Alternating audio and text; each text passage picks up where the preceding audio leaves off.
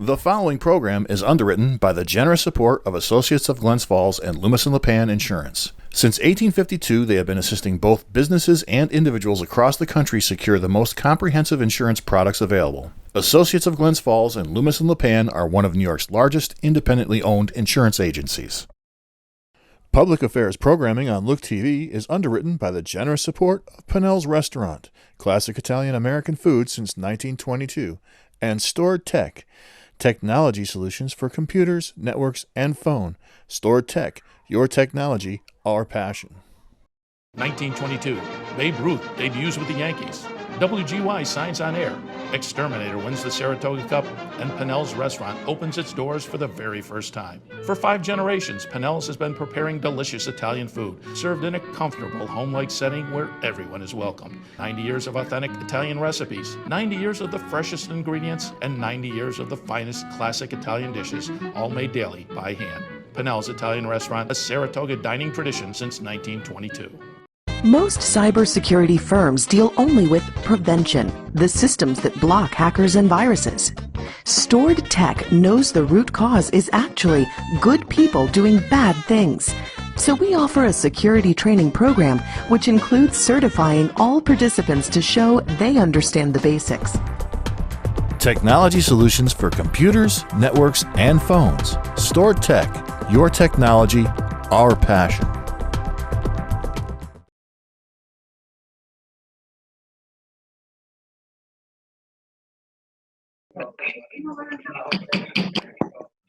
Good morning. Welcome. Welcome to our new gathering, our new forum for our board meetings currently. We ask for your patience and your cooperation. All right. We ask Supervisor Brown to lead us in the pledge of allegiance.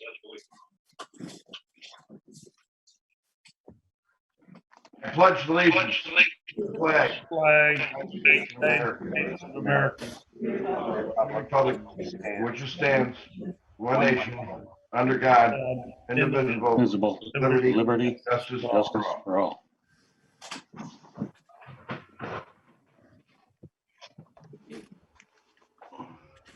Well done. Thank you. Let's do the roll call, please. Mr. Conover? Here. Mr. Leggett? Here. Mr. Diamond? Here. Mr. McDevitt? Here. Ms. Bramer? Present. Mr. Bruno? Here. Mr. Driscoll? Here. Mrs. Frazier? Here. Mr. Simpson? Here. Ms. Hogan? Here. Mr. Dickinson? Mr. Molino? Here. Mr. Stroud? Here. Mr. Weil? Here. Mr. McGowan? Here. Ms. Seaver? Here. Mr. Beatty? Here. Ms. Scheffler? Here. Mr. Garrity? Here. Chairman Thomas? Here. At this time, Congresswoman Stefanik would like to give us a call and speak to us, and I was wondering if she's with us. I am on the call. Can you hear me all right? Yes, we can. Good morning. Good morning. Thank you so much for the opportunity to update Warren County. I've been participating in these calls on coronavirus task forces with counties across the district. But I just want to thank all of you and the county public health officials and county staff for all the hard work over the past few weeks and in anticipation of the weeks that lie ahead. I thought today I would give a brief update as to what my office has been focused on and getting information out to the public, resources that are available, and then I'm happy to open it up for questions.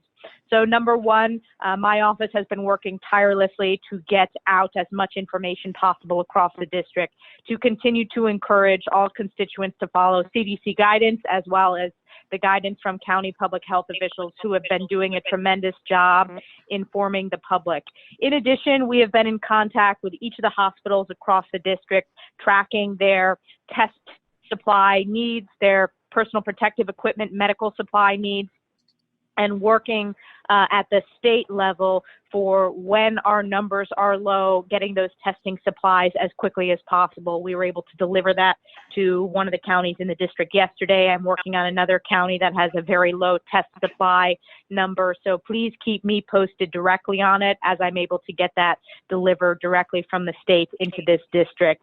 Additionally, I have been in touch with all the county offices of the aging as they have continued to adjust to make sure that our seniors are getting the food deliveries, given that many of the sites where they pick up the food, we are no longer doing those. We are doing the door-to-door deliveries. I've also been in touch with the superintendents across the district and participated in many of those conference and planning meetings to make sure that the school meals program are fully funded. And I just am amazed and inspired by everyone in the community stepping up, the bus drivers and volunteers going above and beyond to make sure our students are fed. We've passed 2 phases of legislation. This is going to be very fast moving in Washington. The first phase was $8.3 billion of funding to fund the immediate research and development of a coronavirus vaccination. Additionally, increased funding for our, broader healthcare investments across the country and testing capabilities. Number 2, which we passed last week, Friday, midnight, between Friday and Saturday, was a package that included increased funding for counties regarding Medicaid. It was a 6.2% increase of FMAP, which I know is critical to the county budgets as you are bearing the brunt of this and the increased costs that are at stake given this public health crisis. In addition, we passed legislation that was included that requires testing to be free, whether you are on private insurance, Medicare, Medicaid, or uninsured. So no one in this country should be charged for any testing. We are currently in negotiations right now for an immediate additional legislative package to put money in the pockets of hardworking Americans who are in economic dire distress right now. That will likely be passed on Monday. In addition, small business relief, which needs to be sent immediately, particularly in communities like ours where there are so many hospitality, mom and pop hotels, motels, tourist industry, restaurants that are just getting crushed after a lifetime of work building up these businesses facing very uncertain times. The SBA has announced New York is eligible for these very low interest loans. That's currently available through my office. We're working with all of the chambers to get that information out there. I did a conference call and updated many businesses with the Adirondack Regional Chamber of Commerce yesterday. I'm doing one with the Lake George Chamber next week. Nonprofits are also eligible for those SBA loans.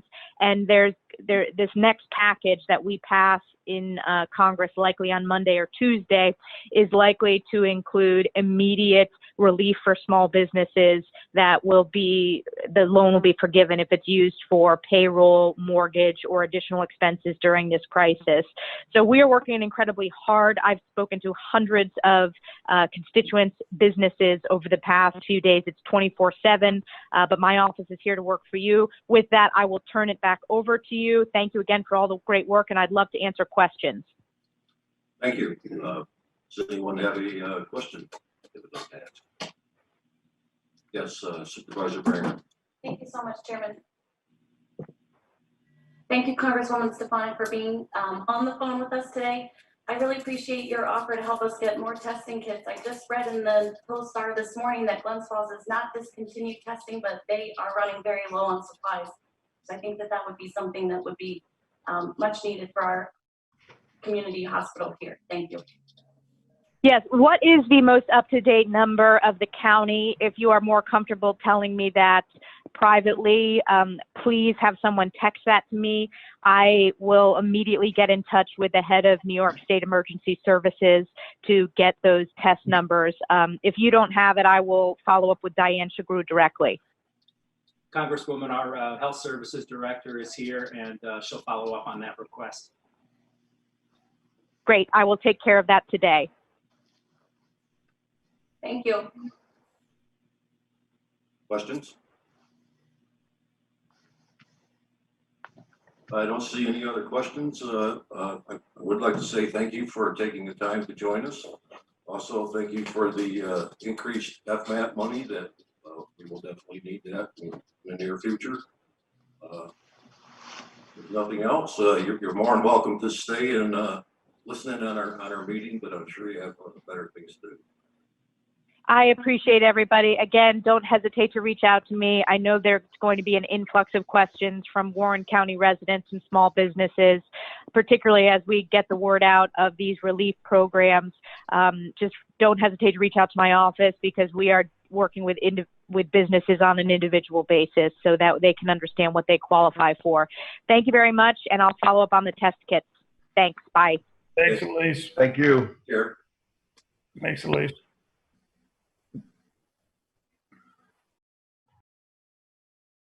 Next, we need a motion to approve the minutes of the February 21st, 2020 board meeting, subject to correction of the clerk. Moved by Supervisor Simpson, seconded by Supervisor Stroud. Call the question. All in favor? Aye. Opposed? Carried. The next item on the, we're not going to have the employee of the month presentation this month. Hopefully, we'll do that next month. Next is the report with Chairman of the Board.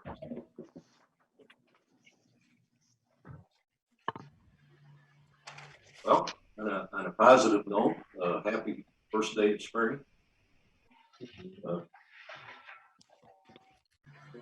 Beyond that, we're in uncharted territory, no doubt about it, but it's truly an unprecedented time. I would ask that we all stay together, work together, support each other, and we will get through this, and we will overcome this health crisis and the economic crisis that's bound to follow. The more we do now to stop the spread of COVID-19,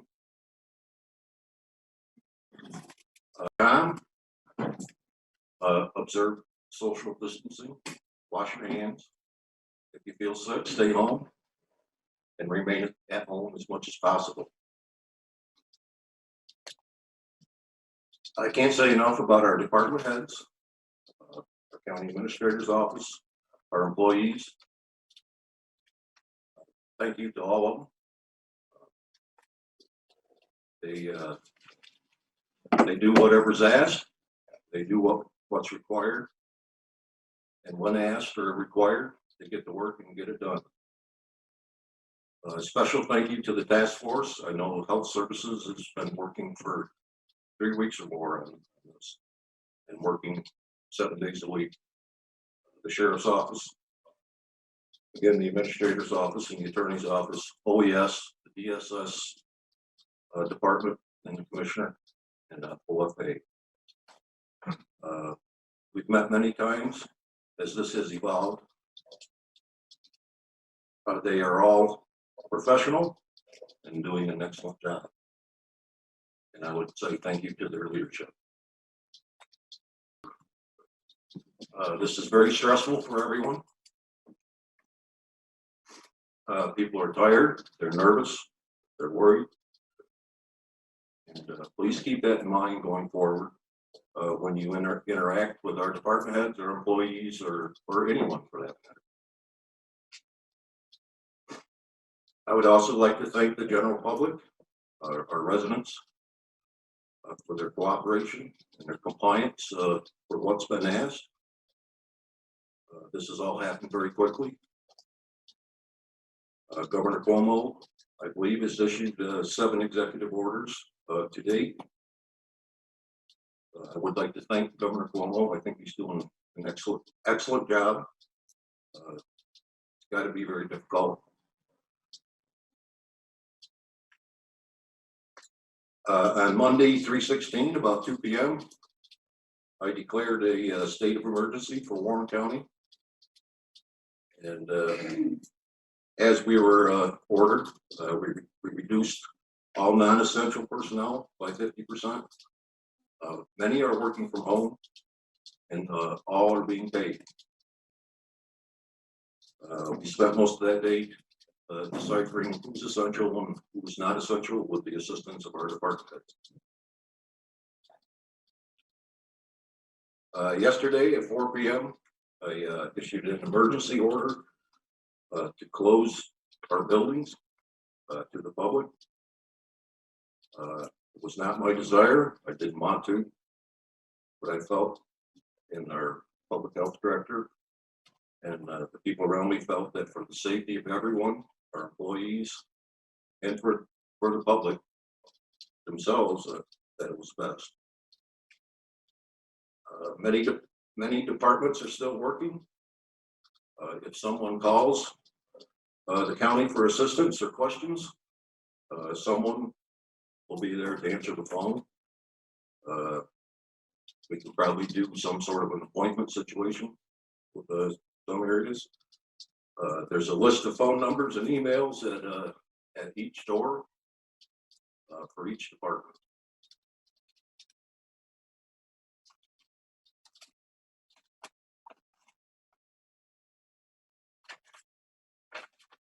Well, what seems like another time, a week and a half ago, I attended the committee meetings, also attended some committee meetings the other day. I've been on many conference calls and updates with the governor's office, clarification on executive orders and issues. I've met with our task force many times, probably 4 or 5 times in the past week to 2 weeks. I was on a conference call, myself, Administrator Moore, and Mr. Garrett, or Supervisor Garrity, with the school superintendents. We discussed each other's needs, how we can help each other, discussed that in the future, that we would like to have a couple of roundtables with representatives from everyone involved, and meet a couple times a year just to familiarize ourselves with our operations and what everybody does. I thought that was an excellent idea. All the school districts are providing meals to their students. Online instructions is also being carried out. So through a difficult time, they are persevering. NISAC has had conference calls each evening at 7 o'clock. They last about an hour and a half for all counties. Their website has a huge amount of information available. I would recommend that everybody, if you haven't been to it, you visit it. They're going to continue these conference calls for the foreseeable future each evening. And some of the issues that's come out of these conference calls from the various counties across the state. Many counties going forward are bringing in their mental health services for people that are confined to their home, especially seniors, to assist where they can and as they're needed. As I think most of us know, mortgage payments for people that are out of work have been suspended for 90 days. And that was by the governor. There was a recommendation by one county that we need to protect our nurses and protect their call centers. We don't need our nurses coming downhill, getting sick. There was talk about the malaria drug, chloroquine, I believe they call it. Seems to have some effect on this virus. And there was also a lot of concern of not only in the Catskills and the Adirondacks, but Finger Lakes and around by Pennsylvania, of people with second homes and escaping the city or escaping New Jersey or wherever it may be and coming to their second home. We would ask that if people do that, that's fine, but they need to contact our public health department and inform them that they have done that, or contact the state health department and inform them so that we know that People are coming up here. God forbid, if one of them is ill, that could be a real problem.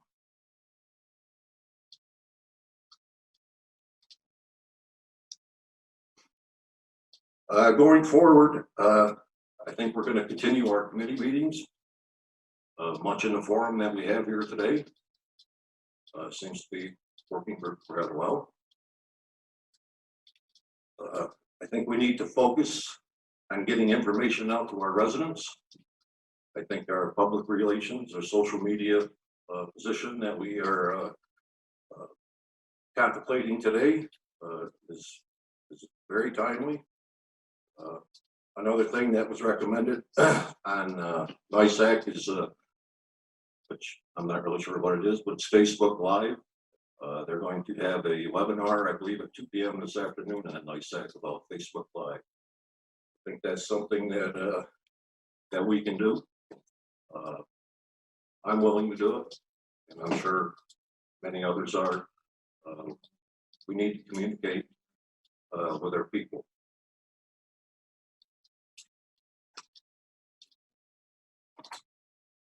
After the health crisis, hopefully it ends sooner rather than later. They're saying 45 to 60 days, best estimate. Hopefully it's sooner than that. We're going to have an economic crisis, at least in the short term. I do believe our revenues are going to dive. Hopefully we can weather it. To that end, I think we need to maybe put together some sort of economic support group of various economic development entities and ourselves. And I think the main goal of it would be to just make sure we have accurate information, and that accurate information gets out to our businesses and to the public. So, I guess with that, I believe that's my report. Any questions from anyone? Yeah. Thank you, Mr. Chairman. You had mentioned about second homeowners coming up here and be able to contact. Would that be the county health department at their main number, or department at their main town, and we reach the number town? I think probably the county health department would be best. County health department would be best. Some people are unmuting. That guy up. Supervisor Bramer. Are you saying that they should call county health department upon arrival here, or when they get sick? And shouldn't they call their doctor if they get sick? We don't need them to call county health department just because they're arriving here, right? Or are you saying they should? Well, I think we need to know if they have a problem, if they're not feeling well, which I'm sure they probably will. But there was a lot of concern from all over the state about that issue. Yes, ma'am. Thanks. I mean, I know we have lots of communities with our second homeowners, and they're bringing economic activity. Yeah. So it's kind of helpful to have them here. Of course, we don't want anything to happen to anybody, so yeah. Well, the goal is to stop the spread. So. Right. If they want to come to their second home and just hang out there, so social isolate there, that's fine. Right.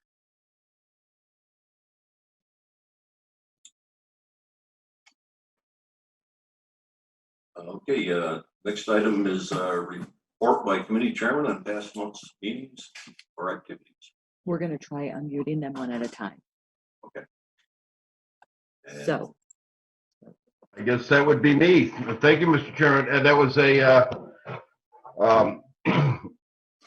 quite an opener, Frank. And like I said, this has been quite a different experience doing this and working with Tammy last night. I was quite nervous but I'm kind of thinking this is going well. So support services met February 24th.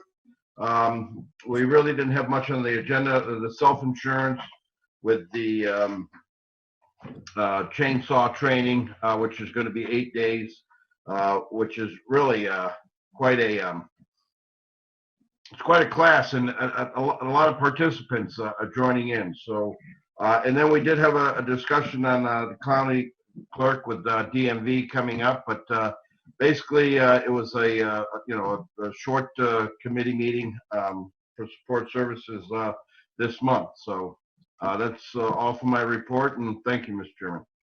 Thank you. I believe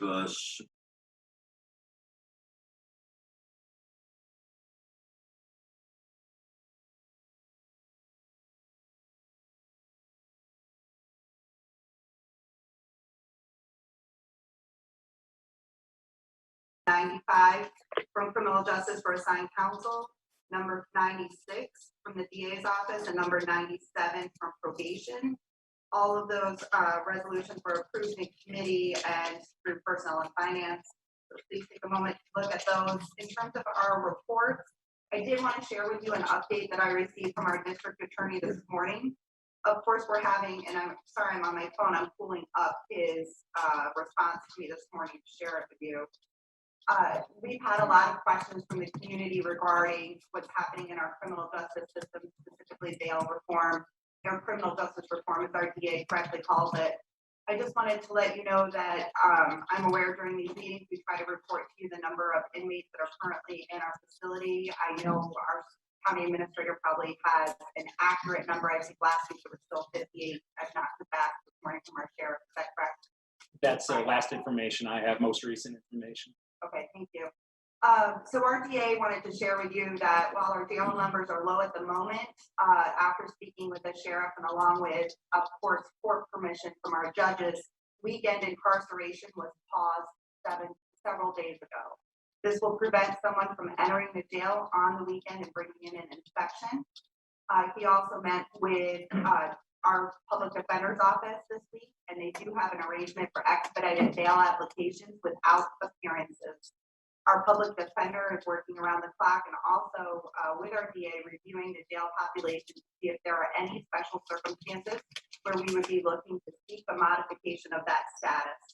So I wanted to share that with those of you today, and also those of you online and the members of the public that are also tuning in today as well.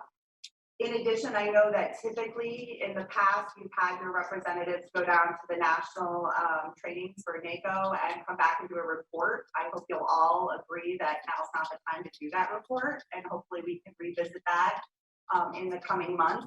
I know that Supervisor Beatty and I were both able to pick up information for all of your committees to bring back to you, and we'll start that process of either dropping those off or mailing that information to you so that we can limit our contact. In addition, I think it highlights the importance of those trainings and meetings. Yesterday, a few of us spent some time helping with public health or with Meals on Wheels. And because of those meetings, one, for instance, with the Chamber of Commerce, we've been able within a few hours to secure almost 400 bags to be able to provide those drops to our seniors that are, of course, we're all worried about our most vulnerable. And during announcements, Mr. Chairman, I do have a brief announcement that would be appropriate at that time. Good. Thank you. Thank you very much. Supervisor Beatty. Okay, thanks for unmuting me. You've unleashed the tiger. There's two resolutions. Facilities met last month. Resolutions 93 and 94. They're fairly mundane. One's just authorizing for Mr. DeGraw to go down to Pennsylvania for training. I'm not, at this point, I still think that's feasible, pending other situations that may occur with the governor, maybe restricting travel or whatever outside the state. I don't know, but so that's resolution 94. 93 was, let me see here, was the just going for a grant for lighting, for LED lighting for the airport. So that's really all that occurred at the last two meetings, or at the last meeting. I concur with Ms. Seaver that this is not the time to go over our Washington trip with everyone.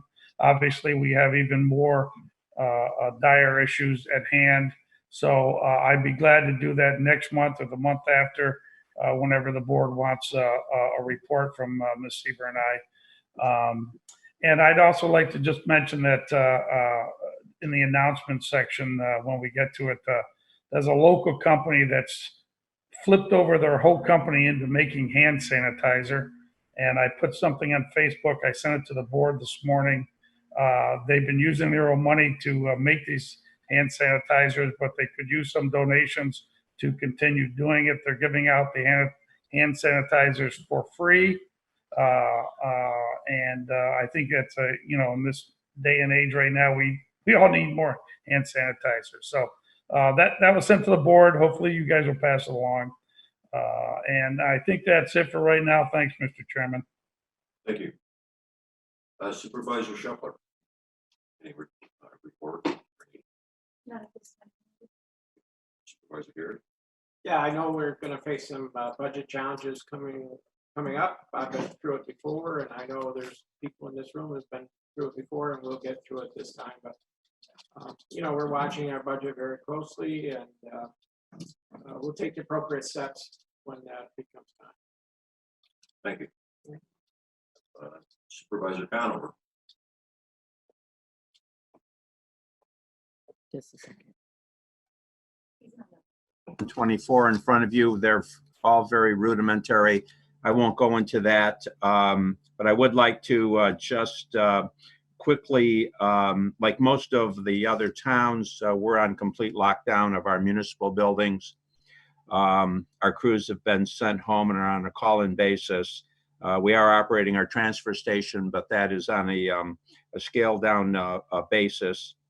But at this time, I really would like to reach out to Commissioner Hajos and thank Commissioner Hajos for on the fly setting up a mutual aid arrangement between the county and the towns. The idea being that if a municipal or county infection happens, it could be the whole crew gets quarantined.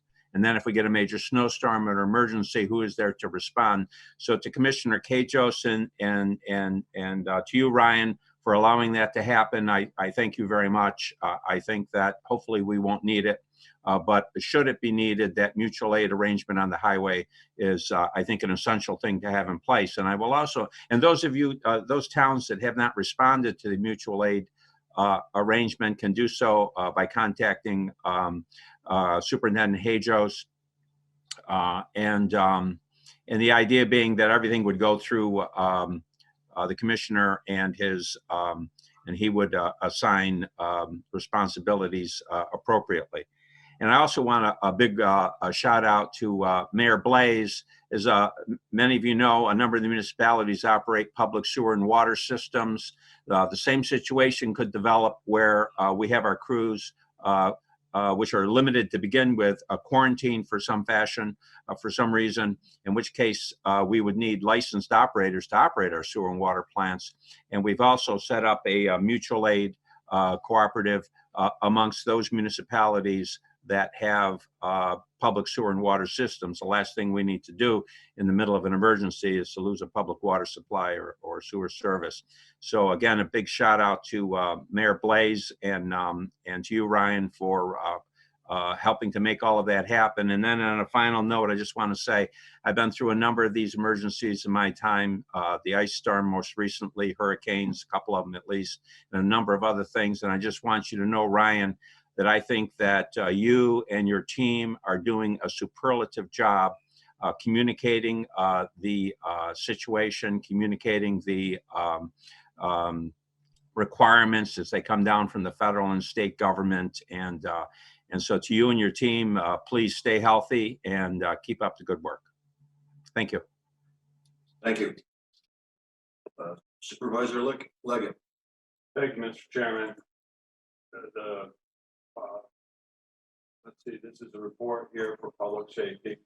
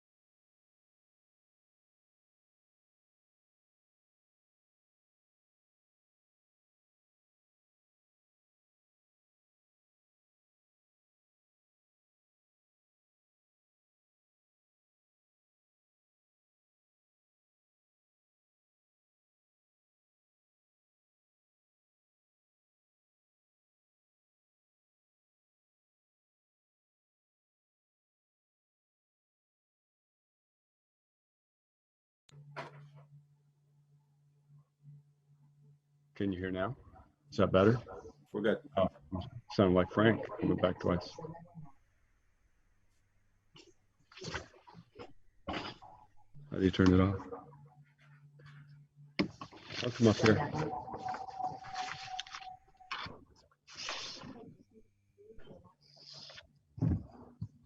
What now?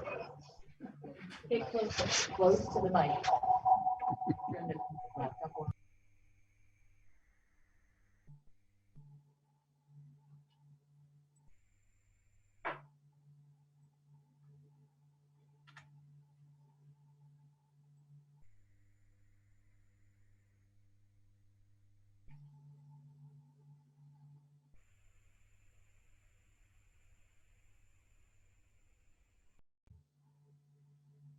Nothing again.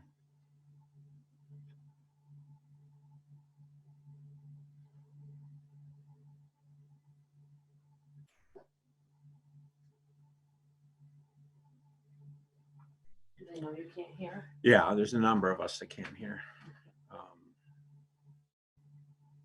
We're all, they're looking now. He's stopping because they're asking him. Oh, there she is.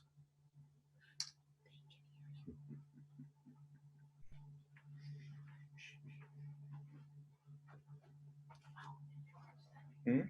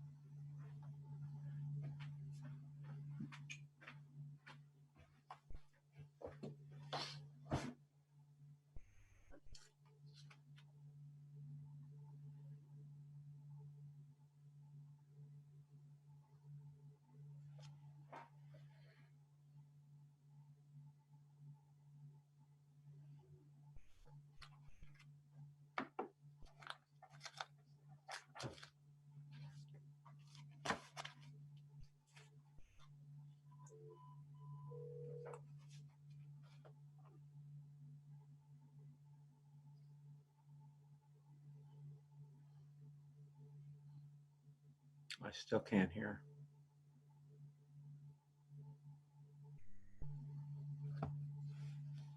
Hey, Ron, if you Didn't mute, hear either. Good now.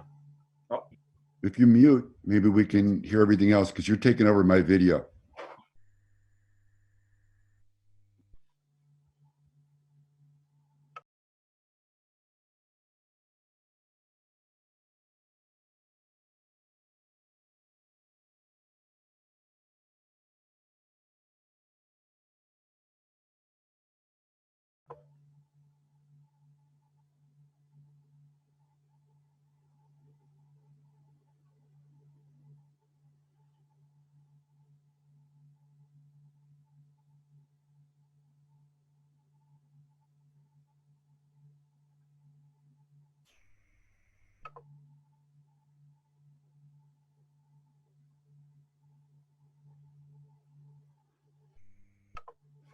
At 8:30, we have a conference call with my counterparts in Washington, Saratoga, and the state. And unfortunately, we're all in the same boat, along with a lot of the rest of the people in the state. I wish there was a better answer. We do know that the state has reached out, Governor Cuomo reached out to the federal government to see if we can get stuff out of their stockpile. It's an issue, and some people have been coming up with some interesting workarounds. Everything from wearing a bandana or a scarf. Or these things are not going to work for the healthcare workers, especially those out in the.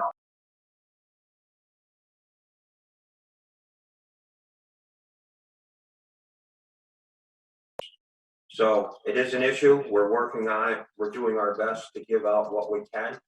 Unfortunately, we can't give out things that we don't have.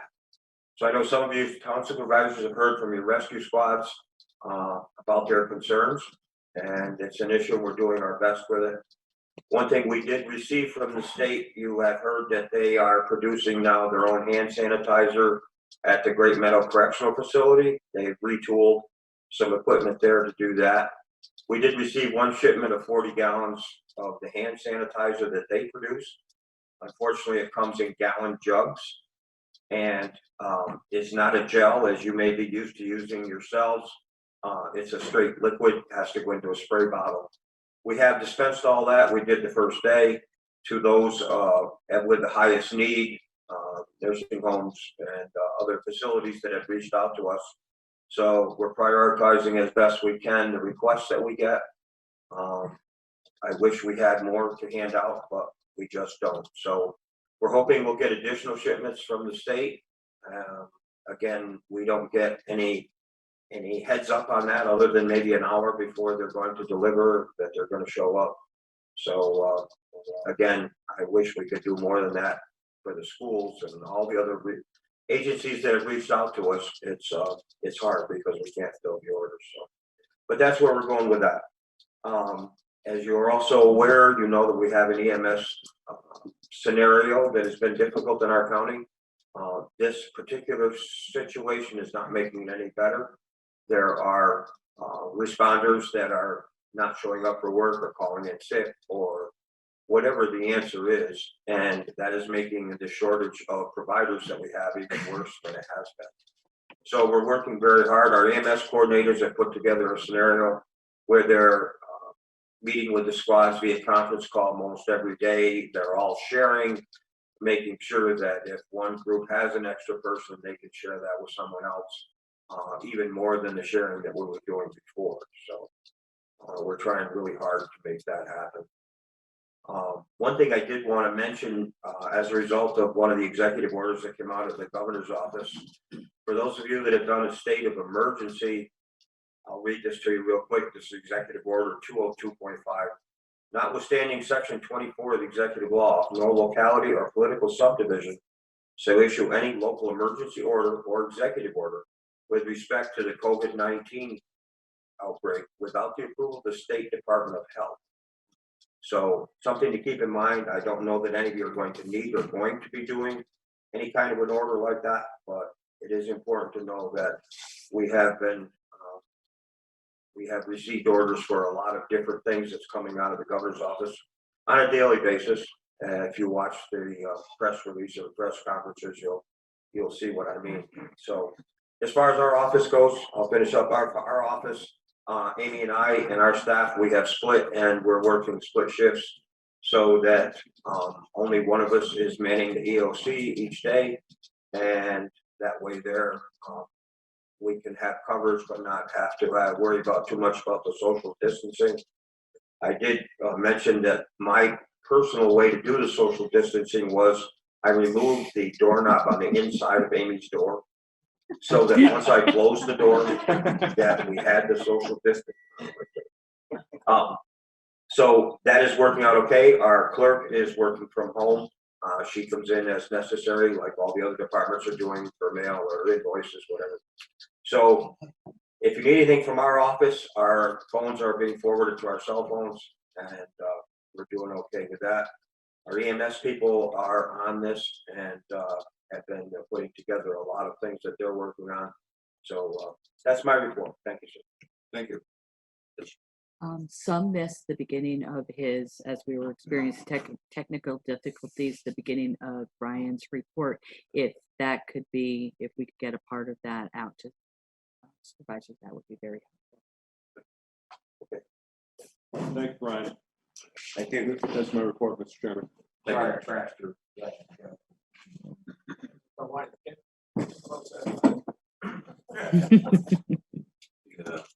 Supervisor Dunn. Thank you, Mr. Chairman. No committee reports today. Thank you. Okay, can you Supervisor McVivian. just give me a second? No report this morning, Mr. Chairman. Thank you. Supervisor Bramer. Thank you so much, Chairman. Environmental concerns and real property did meet twice in the last month.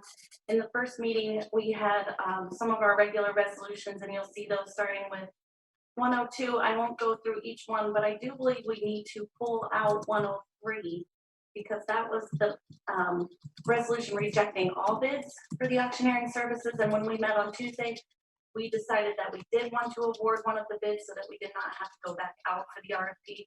And that's resolution 142, which is later in your packet. And I do believe that Supervisor Diamond will have an amendment to 106 for us to consider, which did go out to everyone by email yesterday. Thank you, Amanda.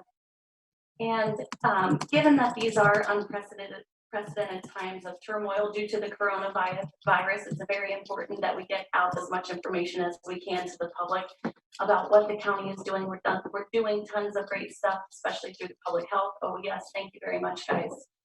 And in order to facilitate getting some more information out to people who don't typically go to their regular news media, there is now a Facebook page for the Warren County Board of Supervisors.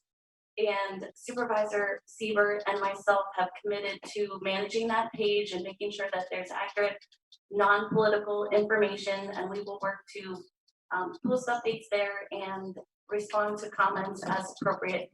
If any other supervisors are committed to doing that as well, you are more than welcome to also work on that page. And we are Facebook living it today as a little test run. I'm not sure that people are able to hear everything, but it is a way for us to be able to give the public a little bit more access to the board meetings since they can't be here in person. That's my report today. Thank you. Thank you. Supervisor Bruno. Yes. Any report, any comment? No, I have none. Thank you very much, Mr. Chairman. Thank you. Give me just a second. Supervisor Driscoll. Thank you, Mr. Chairman. Excuse me. Human Services met on March 2nd. There's only a couple of resolutions included in your packet today. Resolution 111 in regard to a fabrication of some equipment. I'm sorry, fabrication of equipment at Countryside. 112 is the appointment and reappointment of members of the Warren County Youth Board. 8 individuals from throughout the county, including Supervisor Shetler. His names are on there for, I guess, nomination. I would encourage you to approve those.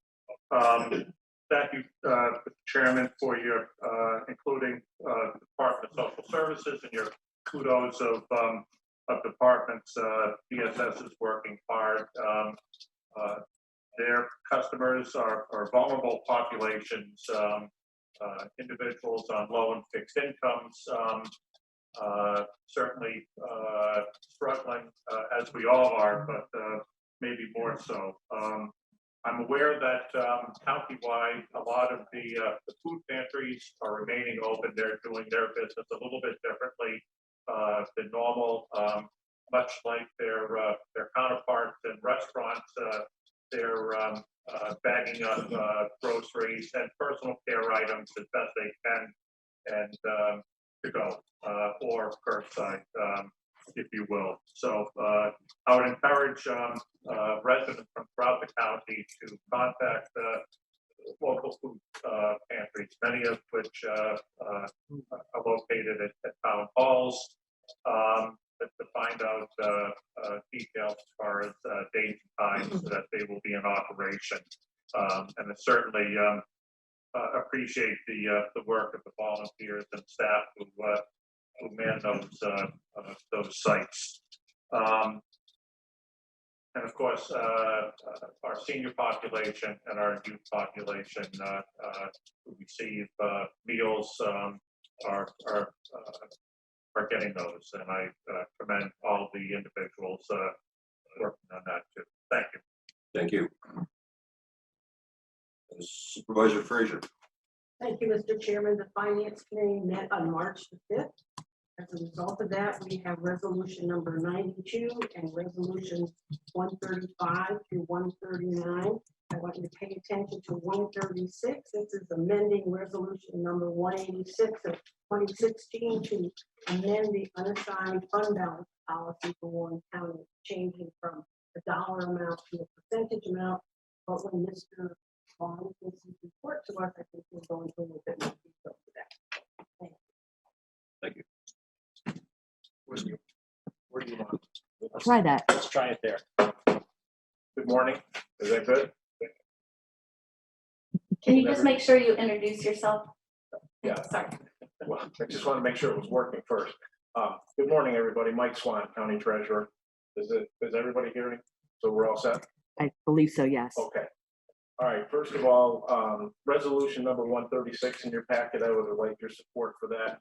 Basically, it's changing the, like Supervisor Frazier said, how our unassigned fund balance from a dollar figure, which the old resolution said a minimum of 9 million and a maximum of 16 million, to a percentage, which would be, I want to phase it in 15% for the first 5 years, which amounts to about $21, $22 million based on our current budget, with a maximum of well over 27 million. Is there any question about that before I go on? Okay. Now, normally you always try to have some good news. Unfortunately, that's not going to be the case this morning. I think that at this point in time, because of everything that's going on, and I've had several questions about projecting maybe the impact of what we're dealing with financially, I just want to give you some basic information about this. Just to show you where we're seeing a few hits right immediately. Interest income we had projected for the year is going to be about $200,000 short based on what's happened right now. The casino's closing. That's going to run us probably about a loss of about $100,000. Those are just two small things. The sales tax, this could be a problem on the short term. But before I go into that, I do want to say that I don't want to panic anybody, and I don't think we need to panic. Warren County is probably one of the best financial conditions of most of the counties in the state. This board has done an excellent job over the last 10 years. We have a good unencumbered fund balance, but we're going to need it, and that's what it's for, because we're going to see some rough times. Just to give you an idea, sales tax, the restaurants and car sales make up 20% of our sales tax. All right, our restaurants are closed. And the last report I had from the car dealers, they're not selling any cars. Okay. Retail sales make up 24% of our sales tax. Malls closed. There isn't much going on. The only good thing that I'm hearing is that there's been a huge uptick in online sales, and we do get collection from that. So I got my fingers crossed that that's going to balance out some of the losses. Occupancy tax is another thing that's going to take a pretty good hit. We have one property in Warren County that pays 40% of the occupancy tax for the month of February and March, and they're closed. Okay. Two other properties that contribute another 30% of our occupancy tax have told me they don't have the cash flow to pay us. It probably won't until July. Okay, so occupancy tax collections are going to take a pretty good sized hit. The other thing that this is an area that concerns me more than anything else, which is cash flow. We rely very heavily on state and federal funds for our agencies like DSS, public health, public defender, district attorney, planning. We all receive money, and there's several other agencies. Okay, we're already seeing a slowdown in those payments coming to us, and it's only been 2 weeks. So I'm worried about our cash flow. Fortunately, we've got a lot to draw from, and I'm assuming that these payments will be made. It's just, they're slowing down. I would recommend very strongly that from this point forward, for at least the next 4 months, we make no expenditures out of the unencumbered fund balance, because that's our safety net.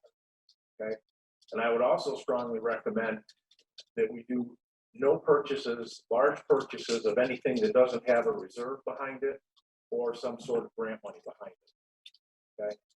those two, that if we've already got the money set aside for it, that's fine. But if we don't, and it's something extra, I think we really need for the next 3 or 4 months to try and just stop doing everything. Okay, and I'm not trying to panic, but I think what we need to do is we need to see where everything is going to go. Is this going to be a short term or is it going to be a long term problem? Okay. One thing, and this is something that our budget officer is going to have to deal with, because of the crash. I'm sure that our retirement funds payments are going to go up in 2021 as they did the last time that there was a recession. We budgeted for 2020 $6 million into the retirement payments. The last time that this happened, we saw about a 10% increase in the payment for the next year at $600,000. So there you go, Kevin. Excuse me. Now, the other thing is with payroll, we do have the majority of our staff is home. Some of them are working from home. Some of them have just been sent home. We, in payroll, we are tracking this very closely. We work with the department heads to set this up because if people have been sent home and they're not working at home, it's my understanding that we can get eventually reimbursement for that time, so that the county will be offset for that expense.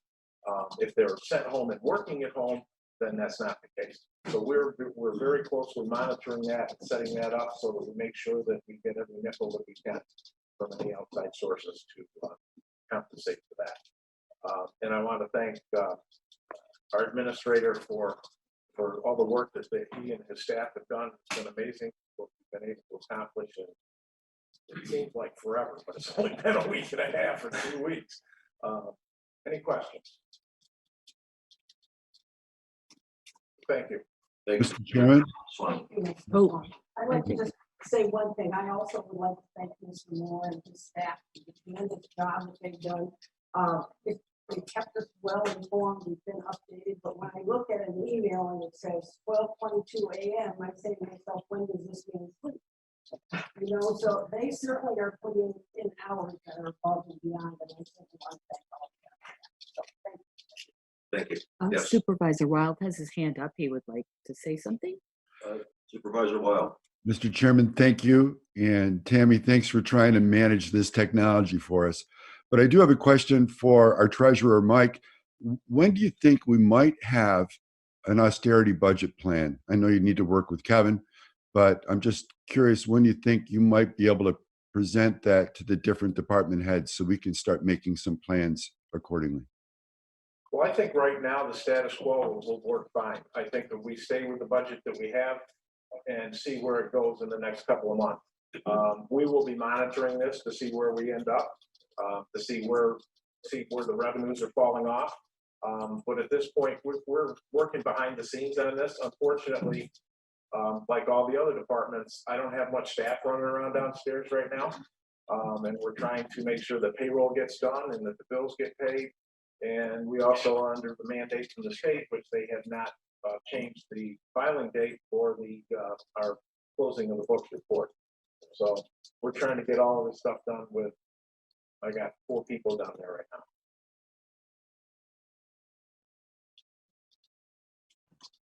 Thank you, Mr. Chairman. I'm sure more questions will come, but let's move forward. Thank you. Thank you. Supervisor Simpson. Thank you, Mr. Chairman. Personnel met March 5th also. And in that committee meeting, we had 129 through 134 in front of you. And 2 of them, 130 is reappointing our one officer. Doing that. And also, actually, the resolution that I was going to highlight, my second one is going to funny. So I just want the public communications officer, whatever will be attached to that. It's going to be a critical position within our county moving forward, whether this is an extended downturn in our economy or whether it's a short term. I think information is good and I think it will help us communicate with the public and everyone else in a much easier way. So I just, that's the end of my report. And I want to thank everybody that we worked with also, the town of Lark. I know I've called Brian on an issue, and I knew Brian would give me the right information the first time. And I've had communications with Brian, and everybody has done a great job. Thank you. Thank you.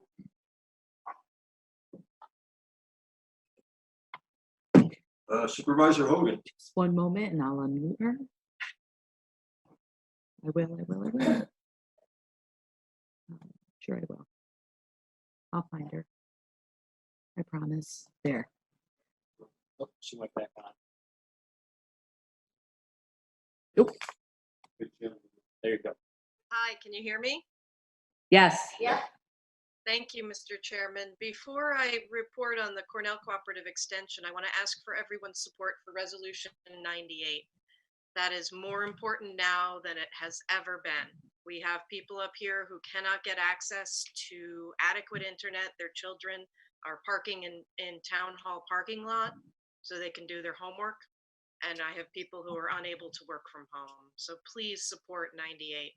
As for the Cornell Cooperative Extension, all their programs, workshops, and activities have been suspended, obviously. The offices are closed to the public and to volunteers, but their staff is continuing to work as hard as they ever do.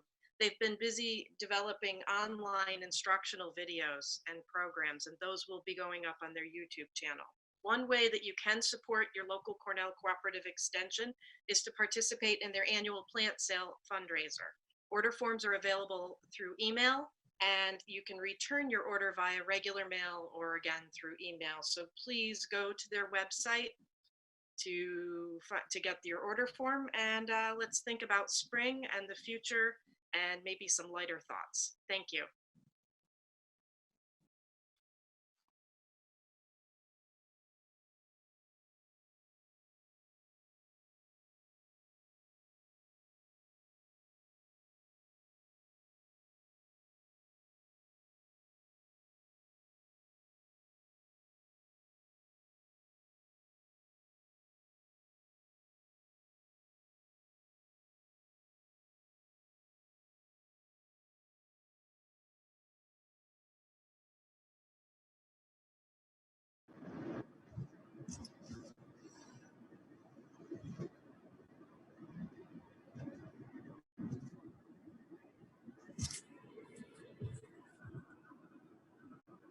I'm not sure if anyone can hear me, but can everyone make sure their line is muted? Because it takes over the whole process here, and we can't hear anything else but a phone. And right now, Tom, that might be you on your iPhone. I don't know for sure, but can everyone mute, please? If you could start speaking, Mr. Molina, I'll make sure they can hear. You ready for me back? Okay. And the last one is the resolution 28 for the Tourism Council Advisory Group, which I mentioned at our meeting. 3 members, Sam Luciano, Ed Moore, Mark Behan. I've been speaking to a couple other people to get the 4th one. That'll be forthcoming. Any other information on tourism? Right now, tourism, we are on a paid media spending. We're not doing any media at the time. We are using organic, unpaid social media to maintain an awareness of our destination area. We are sharing a business event posts. We're also sharing restaurant openings that takeout. This is all on our website. We are doing virtual imaging so that people can imagine what our destination looks like for future reservations. And we are answering all calls or comments with staff down there. Half of the staff is out, the other half is switching over day after day. We are doing a statewide banner advertising, checking with businesses for their events that might still be up, or their businesses that are closing. And we're working with I Love New York and New York State partnering in messaging. And we're just reassuring the visitors that we are still here. and we're maintaining everything as soon as possible. We'll be getting out, we're planning a lot of media exposure as soon as humanly possible. Thank you. Thank you. Supervisor Cheryl. Thank you. Thank you, Mr. Chairman. Is this coming in okay? All right. I'm gonna check.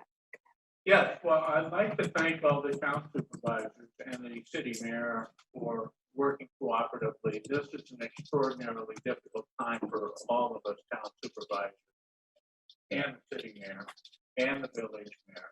For that.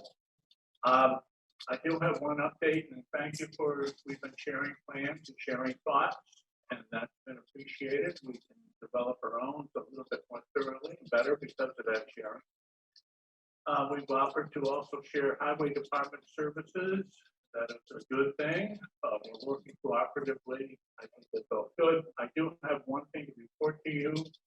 As of this morning, I get a clarification from the governor's office. The 75% reduction does not apply to municipalities. It applies to businesses and nonprofits. So I got that clarification this morning. In any event, as we go forward, I appreciate all the hard work you're doing, and I do appreciate working with the county. Thank you, Ryan. Thank you, Brian. Thank you, Ryan. Tammy, nice working with you yesterday. And so we'll get through this difficult time by working together. So I appreciate that, and I want to thank you. All right. The Legislative and Rules Committee did meet on St. Patty's Day, and we have 3 resolutions before you. The first one, 143, is just to say 0% Medicaid growth. We don't want the state of New York putting any more burden on the counties for Medicaid. 144 is a resolution to correct the name of Halfway Creek to Halfway Brook. Some time back, somebody put on the U.S. geodesic map Halfway Creek, and it's always been Halfway Brook. 1755, when the colonial soldiers were here, and they named it Halfway Brook because it was halfway between Fort Edward and Lake George, Fort Henry. They named it Halfway Brook. It's never been Halfway Creek, except for on that U.S. map. This is saying, this is, getting your support to correct that name. And Resolution 144 is just changing our night meeting to Wednesday, October 14th at 6 p.m. And that's it as far as the Legislative and Rules Committee goes. But I do want to emphasize that you do have Resolution 106 for you tonight. It is in reference to the 275 Bay Road in the town of Queensbury. The Mullen Building is also known as. No further delay in what needs to be done to this building is warranted. 3 times it's gone to the committee. And again, the resolution 106, the one that appears before you tonight, is the one that was approved by the committee. And I know how Supervisor Bramer hates when we put resolutions before this board that were not supported by the committee, or were both before this board at the last minute. I know she hates doing it. Now, but moving on, the residents of the town of Queensbury, the town board, will appreciate your support in Resolution 106, and no further delay is warranted. We talk about other possible interested parties, none of which, and this was before this board last month, I wasn't here. And it's before this board again. Nobody's come to me with any interest whatsoever. Let's remediate this very unsafe building. It's a building that is asbestos. It's falling in on itself. It is a public health hazard. I would deeply appreciate your support of Resolution 106 as it's being presented to you tonight. And thank you. Sure. Thank you. Supervisor Wild. Thank you, Mr. Chairman. Can everyone hear me all right? Maybe online, just give me a nod or something. Thank you, everyone. I'm just going to speak briefly about the resolutions that are in front of you from the Economic Growth, Development, Higher Education and Planning, 98 through 101. Supervisor Hogan mentioned 98. This one is authorizing our chairman to write a letter to the legislature to remove the fees that are being placed on the companies that are trying to bring internet, high-speed internet and cable and cell service to our northern residents in our northern towns. This is pretty critical. Everybody realizes that most industries are forcing their people to work from home, not forcing, but requesting that. I think that's important that we try to get ahead of the game and try to make sure that we can support our rural residents and get them the tools they need to be able to work in these tough times. In addition to that, there's a couple of other resolutions. I don't think they really deserve talking about. We can cover those in discussions if we so choose to do that, but I'd like your support on all 4 of those resolutions. Additionally, I'd like to talk briefly about committee meetings. We will be holding a committee meeting on Tuesday. I don't think it's going to be about economic development. It's going to be more about how do we sustain what we have and how do we help recover our economy. I'm doing this primarily not to take any action, but to have it as an opportunity for us to be able to communicate to some of our citizens and some of our businesses in terms of the great efforts that the county's doing and some of the other leadership in our town, city, and counties are doing in terms of supporting our economy. So I look forward to doing that Tuesday, and I hope that we can find a way to be able to use this as a forum to get the word out, again, about what a great job that everyone's doing. And with that, I'll just yield my time back to the chair. Thank you, Mr. Chairman. Thank you. Next, we have the report by the county administrator. Thank you, Mr. Chairman. Everybody hear me okay? Shake your head. Yes? Okay. You just let us know, Mike, if you can. Thank you for your text helping us out with that issue.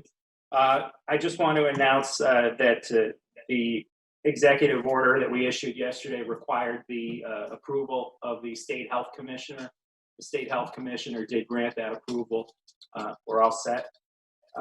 I think I would like to read from the executive order because the public is watching the live stream to the extent that the public has not yet read the order or heard what's in it.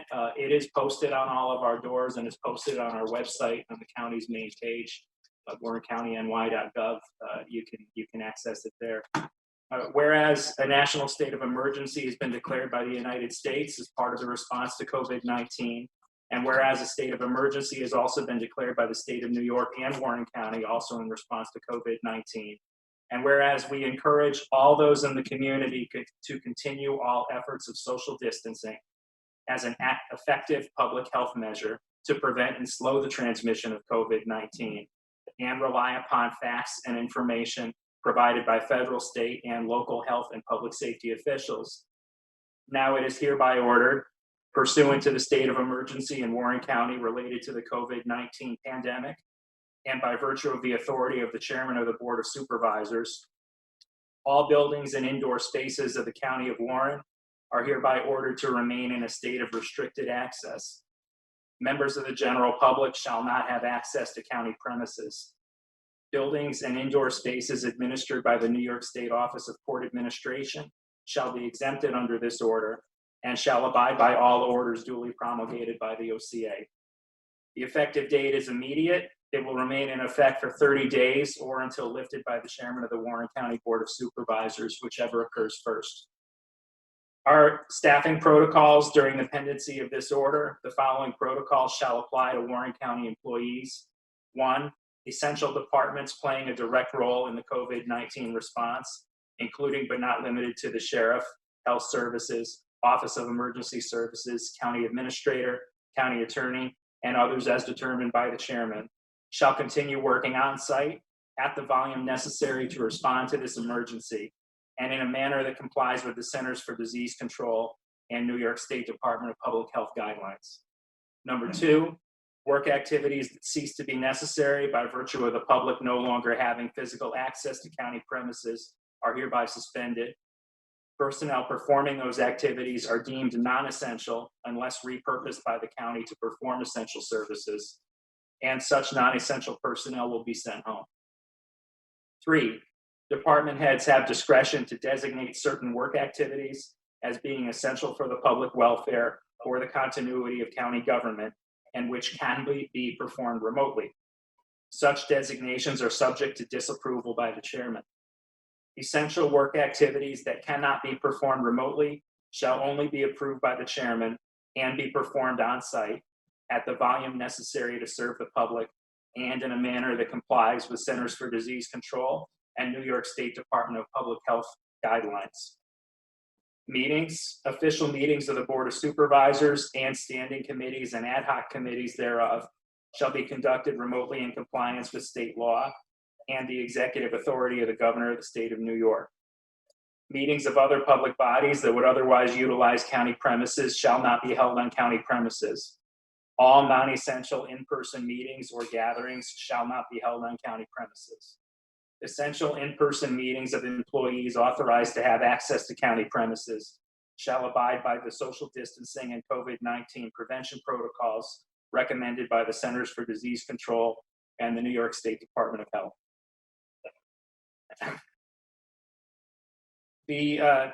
As I typically do, I just wanted to go through some of the resolutions and any changes that we have. I am recommending, and I've discussed this with the Economic Growth Chairman, Supervisor Wild, as well as other supervisors, in the Resolution 129, which is the monthly compensation schedule amendment. We would like to propose, if it's moved, seconded, and approved by this board, we'd like to propose, for the moment, removing the position in planning and community development. We have a proposal on that resolution right now to create a senior planner and delete an assistant county planner number 2. You'll see the $0 next to that position that exists now. That's because the funding for that position is part of the reserves that the chairman created last year when he was budget officer. We believed that this position was going to be for getting the capital improvement plan up and running.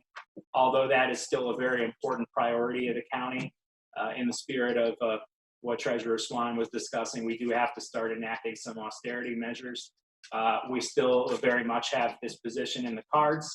We're just asking to delay on creating it and filling it and spending that money until the capital improvement plan rises back up on the list of priorities of the county. Nope. Mike Wild has raised his hand and he's unmuted. Thank you, Tammy. I just wanted to let all the supervisors know that Ryan and I discussed this and I'm in full agreement and I hope you can support that. Thank you. Thank you. I'd like to go into the floor resolutions, and you'll see with each of these resolutions, there's an accompanying resolution to waive the rules of the board, requiring that the resolutions are provided to all of you on the Tuesday prior to the regular board meeting. We know that that's been a sensitive issue regarding late-breaking resolutions, and we're going to make sure that we are absolutely in accordance with the rules of the board on these resolutions that don't meet that requirement. So the first one, which would be floor resolution number 1, calling on the members of the New York State Senate and Assembly to reject the governor's executive budget proposal to shift 100% of the cost of competency restoration services to counties. Peter McDevitt, Supervisor McDevitt, Chairman of the Public Health Committee, asked me to speak to the details on this. This refers to Criminal Procedure Law Section 730, which is in reference to a defendant's ability to competently stand trial.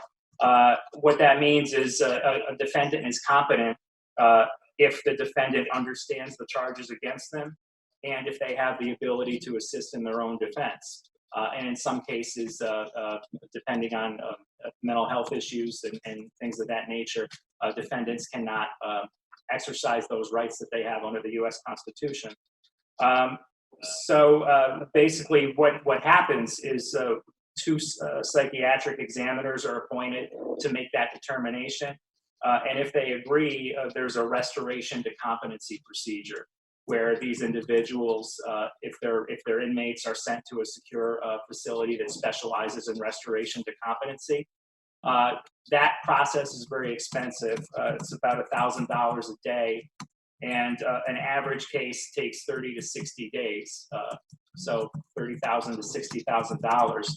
And if it's a difficult case, it could take much longer. But at the end of the day, the counties are paying half that bill, and we're not allowed to use any state aid or federal aid to offset it. It has to be a county expense. The proposal in the executive budget is to change our share from 50% to 100%. And what that means, just in terms of the numbers, I asked Rob York to pull those numbers. Thank you to him for doing so. We used to budget $25,000 in this line. We've had to increase that appropriation to $40,000 because of costs over the past 5 years. Last year, well, actually, so far this year, this is through March 15th, we spent $12,778. Last year, all told, we spent $14,895. In 2018, $92,842. In 2016, $22,692. And the effect of this provision in the budget, if it goes through, all those numbers I read, that's the amount of the additional hit on county finances if this measure stays in the executive budget. So that's floor resolution number 1. Thank you to all that helped pull together the information to properly describe that to you. When we have an opportunity, we have some hands raised. I don't know if you want to do that now. Or... Okay. The second floor resolution, also accompanied by waiving the rules of the board, is to appropriate money into the health services budget. This is state aid to deal with the coronavirus. We had some other late-breaking resolutions that were included and sent out to the board. Resolution number 141, which, sorry, I'm refamiliarizing myself. I think Supervisor Bramer spoke to this one. This is, hang on, bear with me a second. I need to remember what I'm looking at.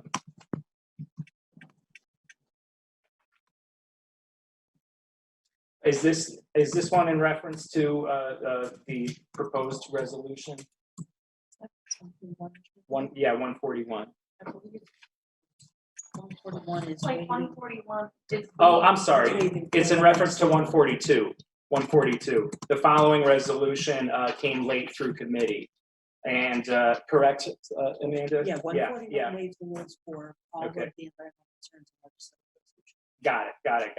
So that includes the Brostech Real Estate Auction Company. The committee had initially decided to reject all bids. That posed a hardship to our purchasing department. And we instead decided to authorize a contract for a year with the most responsible bidder, and we'll re-advertise this with online capabilities. Resolution 143, Supervisor Stroud already alluded to. And I'd just like to add, this is the resolution calling on the governor and the state legislature to preserve the 0% Medicaid growth cap that has benefited all counties and allowed us to abide by the property tax cap. I would just like to mention that NISAC has put together a calculator for counties to use that will estimate a range of financial impact on us if this stays in the budget. And NISAC estimates that impact to Warren County to be as much as $1.7 million a year out of county funds. Supervisor Stroud already spoke to resolution 144 and 145. Moving on.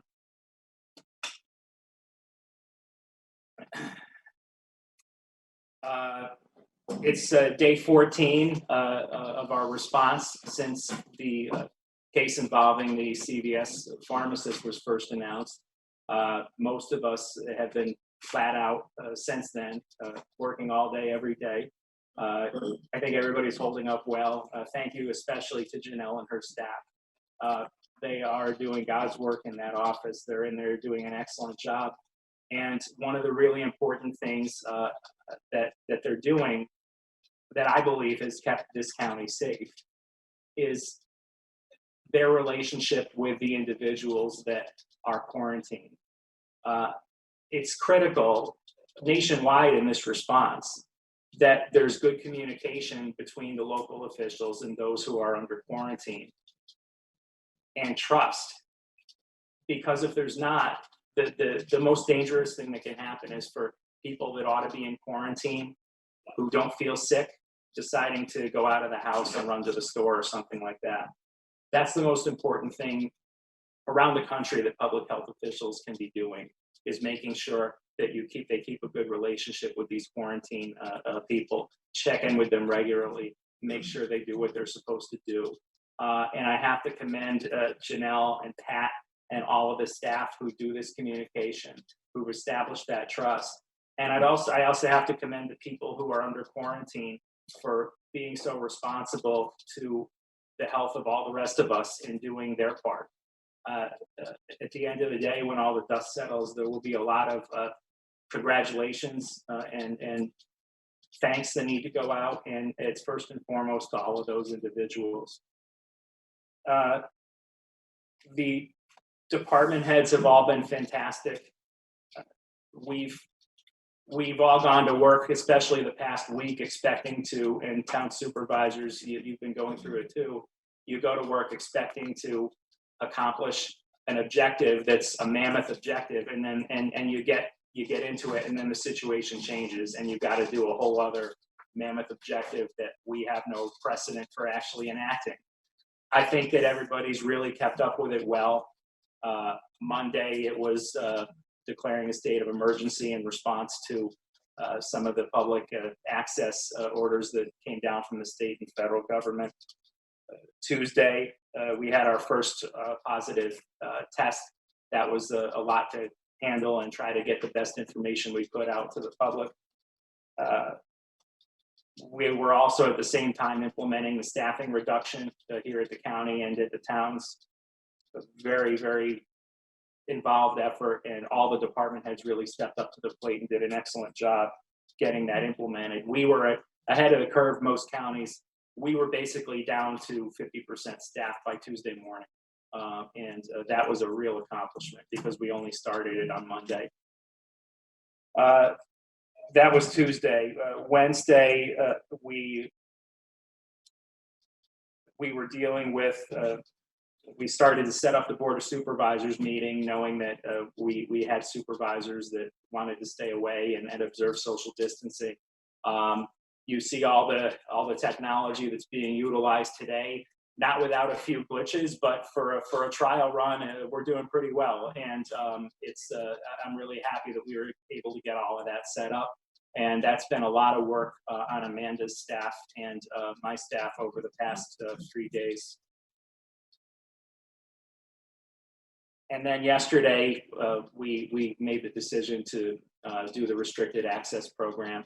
Again, that was something that the department heads turned around right away, got it in place so that when the order came out at the end of the day yesterday, we're fully compliant with it today.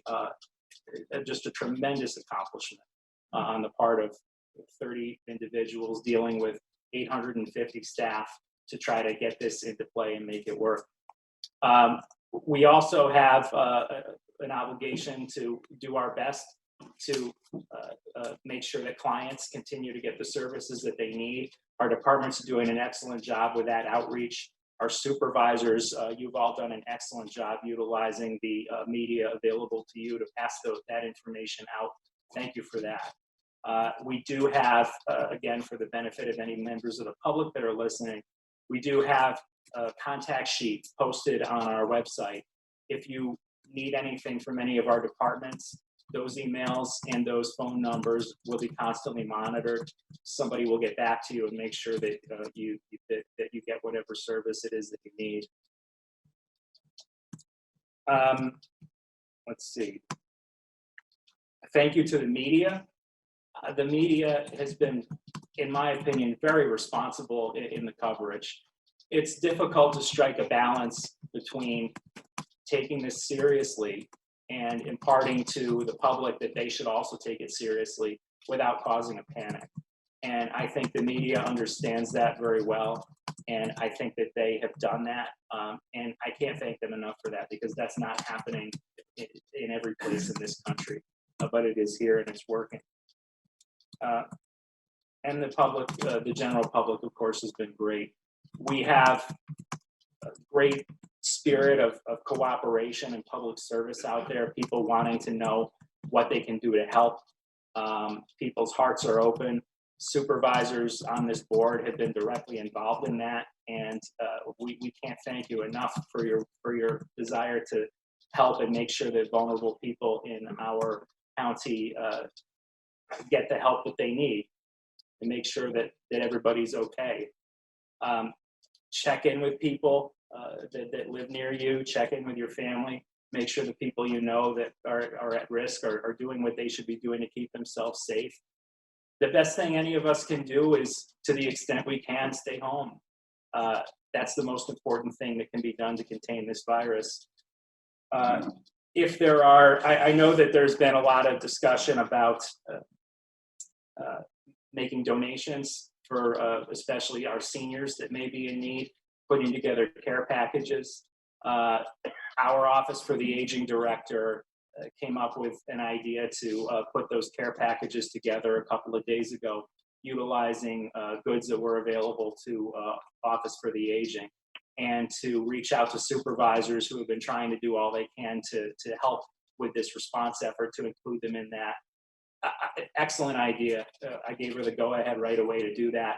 I'm really pleased that that came together. The important thing for us to realize from a donation standpoint, if the general public does want to provide goods, and especially food items, toilet paper, things like that, if the general public wants to donate those items, again, everybody's heart is in the right place. We just have to make sure that it's done in a manner that's compliant with public health recommendations. During a time like this, it's always advisable to utilize the agency systems that are already in place and not to create redundancy. These agencies are in the community. They know what they're doing. They keep posted on all the latest guidance from the CDC and DOH, because a well-intentioned effort carried out the wrong way can be counterproductive in spreading this virus. Janelle and her team are putting together a list of community organizations that are set up to do this, that are willing to take those donations that members of the public want to give. We will have that list out as soon as it's done, and as soon as the organizations on it know that we're going to do it, so that they're prepared to handle it. We'll post that online for anybody that wants to direct members of the public there. Thank you for the sentiment behind this. It's admirable. We just have to make sure that what we do does not have unintended consequences. Looking forward, we'll continue operating under restricted access for as long as it's needed. We'll listen to the advice of our local public health and public safety officials, as well as state and federal, to determine how to phase this out as the danger subsides, and how to get everything running back the way it was. We'll probably have to unwind what we wound up, and now that we've done it one way, it should be easier to do it the other way. And as has been mentioned by several supervisors, when this public health crisis subsides, we will have an economic crisis to manage, and it's going to be a serious one. The next planning exercise I'll ask all the departments to do is start to come up with fiscal austerity measures. What we do now to save money will help us avoid layoffs down the road. And that's my highest priority as county administrator, is to make sure that our staff who are dedicated, who provide public service, are able to continue doing that by keeping their jobs. A couple of the counties in this region have gone over to time and a half for anybody that's working and declared essential during this crisis. We have not. We've had pressure to do that. Our view on that is time and a half now. If layoffs are going to come, means layoffs sooner than they would otherwise come. And we believe that it's in the interest of all of our employees to do our work and get paid straight time for it. Supervisor Wild and Chairman Thomas mentioned that we will be creating an economic recovery task force. We have some ideas on certainly business sector representatives. There's interest in the superintendents who we've been speaking closely with in having at least 2 of their superintendents in that group. The message that I want to impart to the public, which has already been imparted several times, including by the Congresswoman, is that we're thinking about this. There will be help for businesses that are impacted, for people that are out of work. We will do all we can do to be forward thinking and have a sound plan that we implement to make sure that our region gets through the economic crisis that's going to come, and that economic toll is that we have as little pain as we possibly can. We're dedicated to that. We're already thinking about it and already starting to work on it. Also the other long range thing that I've certainly seen a need for is lessons learned as we go. We have, particularly in this county, we have excellent plans in place, and we have an excellent structure to respond to these things. It's proven out in the rapidity with which our departments have executed big tasks that really need to be done to protect public health and public safety. The response has been great, but no response is perfect. And these crises always reveal where there are holes. We're taking note of those. I know the towns are as well. One of them is at the very highest levels, our county leadership can do a better job in the future communicating across silos with other leaders. You know, the issue is the schools have an excellent plan to handle the schools. The county's got an excellent plan to handle the county. Healthcare has an excellent plan to handle healthcare. Business has an excellent plan to handle business. But what's missing is a layer above all of that, where we have designated representatives of all of those different groups who get together periodically and talk and have a relationship, so that when situations like this come up, it's first and foremost in our minds to make those connections before any silo starts making decisions that adversely affects a different silo. That's probably the biggest thing that we've discovered so far, and it's something that we will work hard to adapt to in our future planning. We've had IT, thank you. We've had all IT. It's been all hands on deck at IT. We're doing, I think, a good job. Everything is running. Been a couple of glitches with the email server at night. And again, these are just things that you realize are vulnerabilities when they happen. But Mike Colvin and his team on the email server have been right on it. Mike was actually making his way across the country due to a canceled vacation, and he was on that in his hotel room, working remotely with his staff to handle these situations. Communication is another one. When you have all of the staff doing what they need to be doing to protect the workforce, protect the public, respond in real time to the crisis, get all the information together, public communication can be challenging.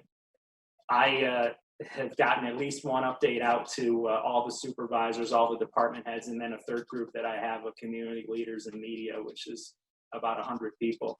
That happens at least once a day, and everybody's been great in terms of disseminating that information out on their channels to make sure that people know what they need to know.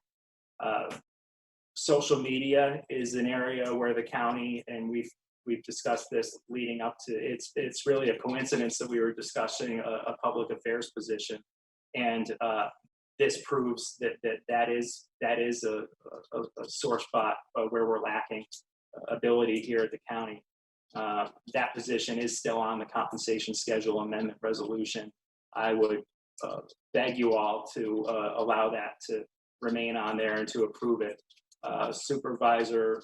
Chairman Simpson, rather, of personnel, Supervisor Seaver, Supervisor Driscoll, Supervisor McGowan, and Supervisor Garrity have all agreed to, this goes back to the committee meeting, all agreed to be part of a group to help me hire this individual. We're going to meet immediately after this board meeting to put our heads together and do what we need to do to get somebody into this position as soon as we possibly can. Thank you to them for their willingness to help us out. We will emerge stronger after all of this in terms of knowing what our vulnerabilities are and doing something to address them, such as hiring a public information person for the county. And I'd also like to thank our chairman. Our chairman he's been in the office with me most of the hours that I've been in the office, trying to react in real time and make decisions. He has remained up to speed with all of the executive orders, all of the changes in state law, all of his authority under state law and under these executive orders to do what needs to be done to protect our public. And he's not only remained on top of that, but he has exercised that authority to do what needs to be done when it needs to be done. And I'm very pleased that he's in the position and that he's responded as he has to this. Thank you, Frank. It's been a pleasure working with you on this response. That concludes my report. Report from the county attorney. I have nothing. I think it's appropriate. Next, we have reading of communication. National Grid semi-annual PCB inventory report. And we have 2 letters from Fitzgerald Morris Baker on behalf of the City of Glens Falls IDA, both regarding transfers of properties subject to pilot agreements in the City of Glens Falls. Thank you. Reading of resolutions. Resolution numbers 92 through 140 were distributed to the members of the Board of Supervisors and posted to the Warren County website on March 12th. None of those resolutions were amended after mailing. Resolution numbers 141 through 145 were produced after mailing pursuant to actions taken by the Environmental Concerns and Real Property Tax Services and Legislative and Rules Committees at their meetings held on March 17th. A motion is needed to waive the rules of the board requiring that resolutions be provided to the members of the Board of Supervisors on the Tuesday prior to the regular board meeting and to bring those resolutions to the board. Moved by Supervisor Diamond. Seconded by Supervisor Stroud. I'll call the question. All in favor? Aye. Opposed? Okay. The resolution waiving the rules of the board is now resolution number 141, and then 142, 3, 4, and 5 are those resolutions I just mentioned. Let's see. There are 2 floor resolutions to be considered. Both of those were outlined by Ryan. Floor resolution number 1 is advanced by the Director of Mental Health with permission from the Health Services Committee Chair, Supervisor McDevitt, to call upon members of the New York State Senate and Assembly to reject the governor's 2021 executive budget proposal to shift 100% of the cost of competency restoration services to counties. A motion is needed to waive the rules of the board requiring that resolutions be provided to the members of the Board of Supervisors on the Tuesday prior to the board meeting and to bring floor resolution number 1 to the floor. Someone moved by Supervisor Stroud, seconded by Supervisor Driscoll.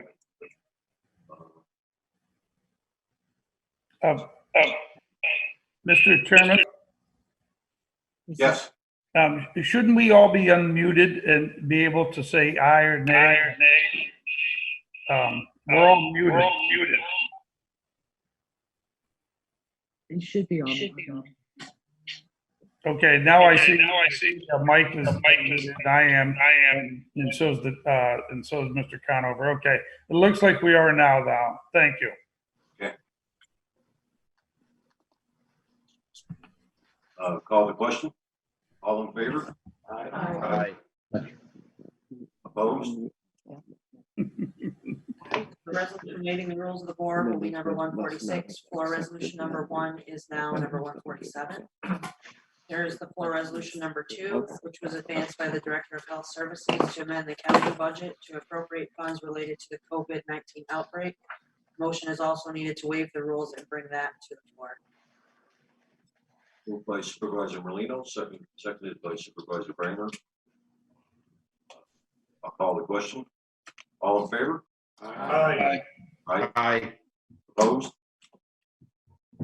Okay. The resolution waiving the rules is now 148, and resolution number 2 is 141. Resolution number is going to be withdrawn. That was the bids for professional and broker services, and one resolution replaces. That's to award to the.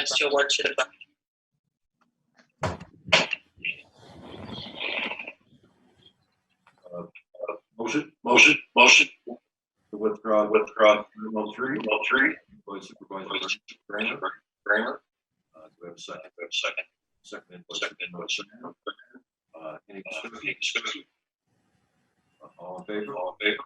Aye. Opposed? Supervisor Wild. Supervisor Wild. Thank you, Mr. Chairman. Peter, could you- Peter McDivitt?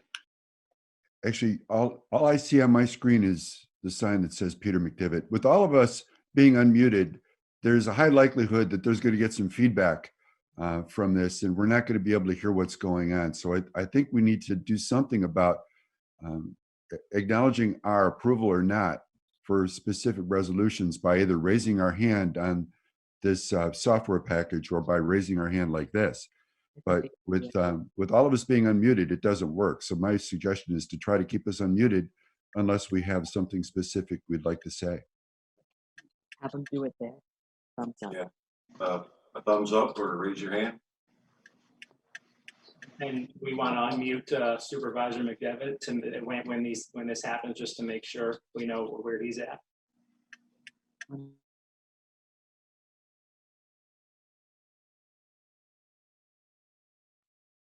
Okay. Go ahead.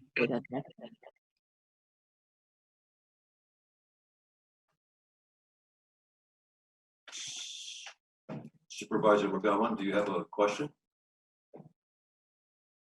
Yes, if we all can follow along and pay attention, it's easy just to mute and unmute yourself when you want to jump in. So we just got to stay focused on what we're doing. I think this is going very well, and thank you all.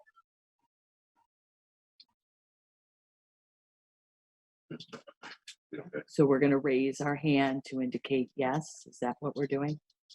Why don't you do it? Thumbs How about up. a thumbs up? And if you have a question, raise your hand. All right, everybody's good.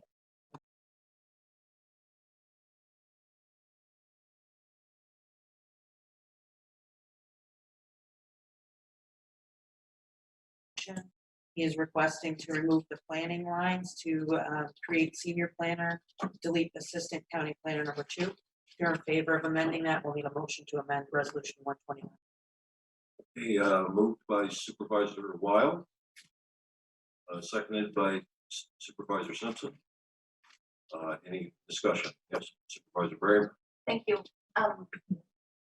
This was a position, this adding a position in the county planning department is something that I had worked on last year to make sure that we could work on master planning and working on our infrastructure projects. So I know that there was discussion about the title and stuff, so I'm a little disappointed that we're removing it, but I understand the need to make sure that we're not spending money that we may not have in 2020. So in that vein, I really do think that we need to get more information out to the public. I really think that the supervisors, it would be great if we had some more of the information prior to decisions being made, prior to that information going out to the press.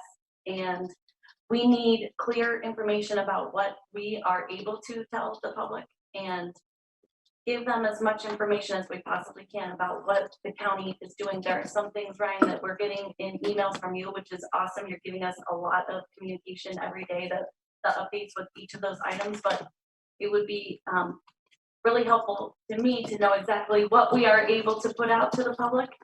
And the public wants to know what they should be doing and how they can help. So that information about what Office of the Aging needs, where the public can, provide additional things like toilet paper. I know people have been hoarding it and they don't really need to. The information that we're seeing from around the world is that our food supply chains are not getting disrupted. Everything is going to be fine. So if you have extra supplies and can donate them, it would be great to have a centralized place in the county for us to do that. I guess my point here is, do we also need to eliminate the public information person as we are getting rid of this other county planning person? We have Brad McGowan and Andrea Hogan and Brad McGowan. Shall I unmute? Supervisor Hogan. Supervisor Hogan. I understand the sentiment behind eliminating the planning position. I certainly would support holding off on hiring that person, but I'm not at all sure we need to throw it out right away. I would like to ask, was planning consulted on this decision? Yes. They were. And they're in agreement that this is the right move at this time? That's correct. They wouldn't put this person in the office right now because it's not an essential service. Is it possible to go ahead with creating this position and just putting a hold on the hiring? I'm where I'm coming from is I feel like planning is going to be incredibly important in recovery, and we're going to need all hands on deck there and that department to be as strong as possible. Sure, yeah. We don't have to fill positions. That's why we do have that vacancy fill process, and that could be a stopgap if the board feels that we should still go ahead with this creation and deletion. I don't see why that wouldn't accomplish the same purpose. So we would just leave the resolution as is then? I'm sorry. What did she say? Oh, would we just leave the resolution as is then? You would just vote against the amendment. Got it. Thank you. Mr. McGowan. I've got to unmute him. Just one moment, please. I didn't have my hand raised. He still has his hand raised from before. So we have. Oh, that was from before. All right, I'll lower my hand. Sorry. No problem. Now we have Supervisor Wild. Just one moment. I think there we go. Supervisor Wild. Are we good? Yes. Not, yes. I guess in response to Supervisor Hogan's statement and Supervisor Bramer's statement, it's not my intent to allow this to go on any longer than we need to. The infrastructure plan is extremely important to us going forward. This is just a temporary delay. And whatever way we want to do this, but the recommendation of our administrator was to go ahead and remove this from the list of resolutions for today. So I'd prefer that we just follow that recommendation. But again, I won't let this slide. It's an important role that we need to fill. And you have my commitment to make that happen as soon as it's appropriate. Thank you. No other hands raised. Supervisor Seaver. Thank you, Mr. Chairman. I would support creating this position and leaving it vacant and unfilled at this time. I think that it would be short-sighted of the board not to look at the incredible challenges we have in front of us. And to that sentiment, also still continue with our public relations position, recognizing that down the road, this could be something we could fill for our planning department, but it takes a lot to get us to the board and have these resolutions in front of us. Of course, we're doing a great job here today remotely, but I do think that by leaving that specific planning position, perhaps it's unfilled, as our county administrator has said, the planning department would not have an intention of filling it right now, but we do have that stopgap that perspective, I would be very supportive of doing that. Thank you. Anyone else? For discussion on amending resolution 129 and removing the senior planner position. We have a motion and a second. If there's no further discussion, I think I'll ask the clerk to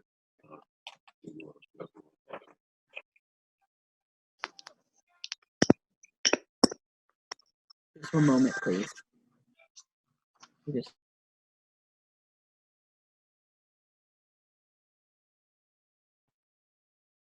Okay, we should be good. Okay, this is on a vote to amend resolution 129 to remove the planning position. Mr. McGowan, Hang on. Yes. Ms. Seaver, Just for a point of order, if I vote yes, I'm voting to remove it. If I vote no, I'm voting to keep it As it is. unfilled or whatever, correct? Then I vote no. Mr. Beatty, Yep, that's the best way. Ms. Shepler, Yes. Mr. Garrity, Yes.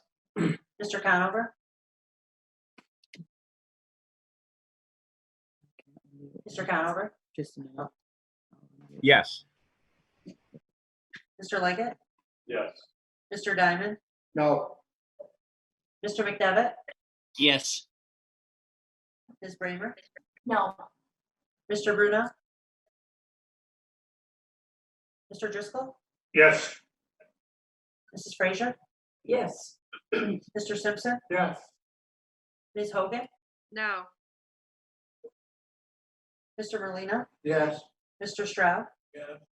Mr. Wild, Yes. Chairman Thomas. yes. Motion passes by a vote of 731 in favor. So resolution 129 is amended to remove the planning position.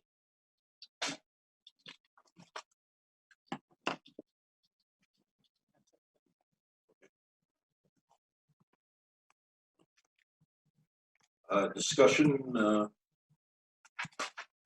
Could have public comment. We will have, I think, soon. But discussion on proposed resolutions. Yes, Supervisor Diamond. Thank you, Mr. Chairman. I'd like to have a roll call vote on resolution 106. We're having some problems hearing, so if you could speak close to your mics. A roll call vote on resolution 106. Yes.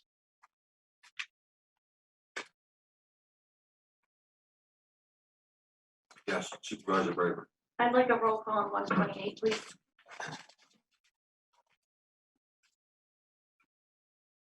That's a roll call vote on resolution 128. Supervisor Seaver. Thank you. Just briefly, for purposes of our public that are tuning in, when we have our supervisors on Zoom putting a thumbs up or a thumbs down, if we could just acknowledge how they're voting if they aren't taking it off, just so that our public's aware. But also, as it relates, I'd like a roll call on, well, let me back up. We just asked for a roll call on 128. And I just want to state, is now the time for discussion on that? Yes. Okay, thank you. I just want to state regarding that, Jean, while I applaud your efforts, I think that we do already have an advisory board that is set up under our local law and our Schedule A regarding occupancy tax. And I know they haven't been meeting. I don't know if this is something that can be combined in that advisory group for four of them, or if your intention is to have something completely separate. But because I just don't feel like I have enough information on that, I'll be updating on that though. With all due respect. And I would also like to call for a roll call vote on roll call or resolution 100. That is, I appreciate the county attorney's efforts to provide us with all contracts that we're voting on ahead of time for review. But it is my understanding that we have not been able to complete and disseminate a contract for resolution number 100 regarding accepting and authorizing agreement with Invasive Solutions Dive Company. And again, it would be something that I'm just planning on abstaining on due to the lack of information. I think that's in the contract. And I really do support all of the requests that have been, I know it's not the fault of the county attorney's office, they were looking for additional information to complete it. But I do believe we should be getting those contracts out for review prior to voting on anything. So I appreciate Mary's efforts in that part. That's all, Mr. Chairman. Okay, we have a roll call vote on resolution 100. Is there any other discussion on resolution 128? Yes, Supervisor Dunn. Thank you, Mr. Chairman. I had the privilege to be at that committee meeting, but I was surprised when Supervisor Molino had mentioned that he was creating this committee. There wasn't really any discussions, and it wasn't on the agenda at that point in time. I was one of those that moved it to the full board. Reasons being that I wanted some more time to have dialogue in regards to what we're trying to achieve. We currently have 17 standing committees. We have 2 special committees. We have an airport advisory committee, and we're looking at creating a steering committee or advisory committee in the tourism department. And I wasn't aware of the occupancy tax committee meeting. That puts us about 21 to 22 committees. I have some real concerns about how this committee was initiated, what the requirements were. I'm not going to ask Mr. Molino today, but I'd like to ask the board to send it back to the committee so we can have that discussion. I was taken by surprise because it wasn't on the agenda, and I'd like to talk a little bit more in detail about the purpose of the committee, how we're going to measure the performance. If we adopt this committee today, what's going to happen if we discover that the committee hasn't been successful? They tried this previously 7 years ago, and in Mr. Molino's opinion, it wasn't very successful. So I really don't want to go down that road again. So if the committee chooses to move forward with this appointment today, I will be going next. Further discussion on 128? I have 2 hands up, but I don't know what they are. So it was Supervisor McGowan was first. Okay. Supervisor McGowan? Yes, thank you, Mr. Chairman. You know, I hate to bring up this sore subject again of the Bay Road project, but Supervisor Bramer did send out a resolution, and I am really baffled at the sense that we can't get to an agreement in committee on seeing. How do we get a Someone unmuted me. So. You did? All right. Supervisor McGowan. We're discussing resolution 128. We'll get to the other. Who keeps unmuting me? All right, let me know when I can talk. That's me. I'll take full responsibility. You're all welcome. We're on discussion of resolution 128. Okay, I have 3 people that I think want to say yes something now. Okay. Andrea, I'm not sure. Supervisor Hogan. Thank you, Chairman. I support public participation in all of our processes, and I support Mr. Merlino in his intent in bringing these new members into the committee process. I do have, and I have expressed to Mr. Merlino some concerns about the constitution of the group he's chosen. I don't feel that it is fair representation from a widespread swath of the county. That's all. We had Supervisor Wild. Supervisor Wild. Oh, Mr. Hogan, can you guys hear me? Yeah. Yes, no? Yes. Yes. Awesome. Thank you for some feedback. And I'm sure we'll get through this technology piece here before too long. Us old guys sometimes have a hard time with it. But I do support the intent But I also agree strongly with Supervisor Hogan that we haven't had a chance to really talk about this and the individuals that are on there. I happen to, I believe, walk in kind of late to this discussion. And I really feel that it's appropriate that we have a big picture view of where this is going, as Supervisor Diamond mentioned.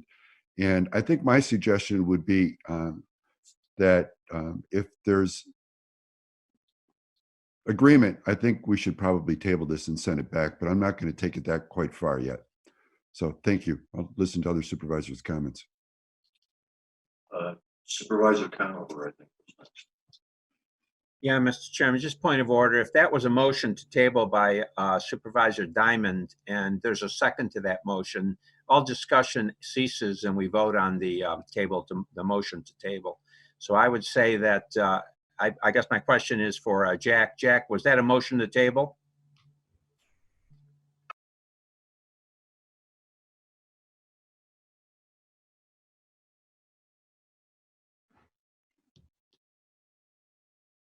I'm not hearing anything. Is Jack hearing my question? I thought what I heard from Jack, Supervisor Diamond, was a motion to table. No, what I did was I put the topic out to my colleagues, the rest of the supervisors, to have that discussion. And if it came to the point where it became the supervisors wanted to table that, I certainly would support that. So if you would like, I will put a motion forward to table resolution 128, to send it back to committee so we can have a thorough discussion on expectations of the committee, how the people are going to be appointed to the committee, and how we're going to measure the performances. Yeah, Mr. Chairman, I'll second that motion. Okay. There's been a motion to table resolution 128 and a second by Supervisor Conover. I think we should probably do a roll call vote. And they're going to do this, and you're going to. Okay, we're voting on the motion to table resolution 128, establishing tourism advisory group and appointing members. Mr. McGowan? Yes. Ms. Seaver? Yes. Mr. Beatty? Mr. Beatty is voting yes. Ms. Shepler? Yes. Mr. Garrity? No. Mr. Conover? Yes. Mr. Leggett? No. Mr. Diamond? Yes. Mr. McDevitt? No. Ms. Bramer? Yes. Mr. Bruno? Mr. Bruno is voting yes. Mr. Driscoll? Yes. Mrs. Frazier? No. Mr. Simpson? Yes. Ms. Hogan? Yes. Mr. Merlino? No. Mr. Stroud? No. Mr. Wild? Yes. Mr. Thomas? No. Motion to table passes by a vote of 618 in favor. Resolution number 128 is tabled and will be sent back to committee.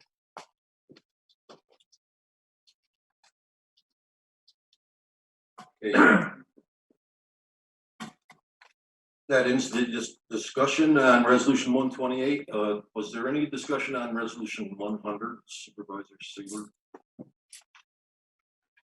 Not any more than I've already conveyed, just again, Okay. looking for that. Would anyone else like to comment on that?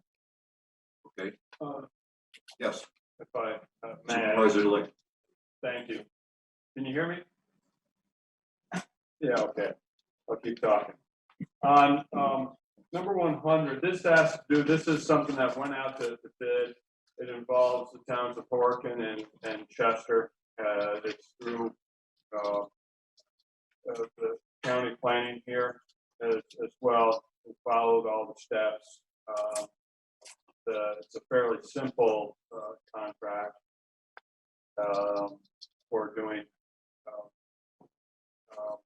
what I want to call mitigation, erosion milfoil mitigation on the lake. I really hope that this does not slow down the process of being able to get this vetted vendor to be able to mobilize and do the necessary work this summer.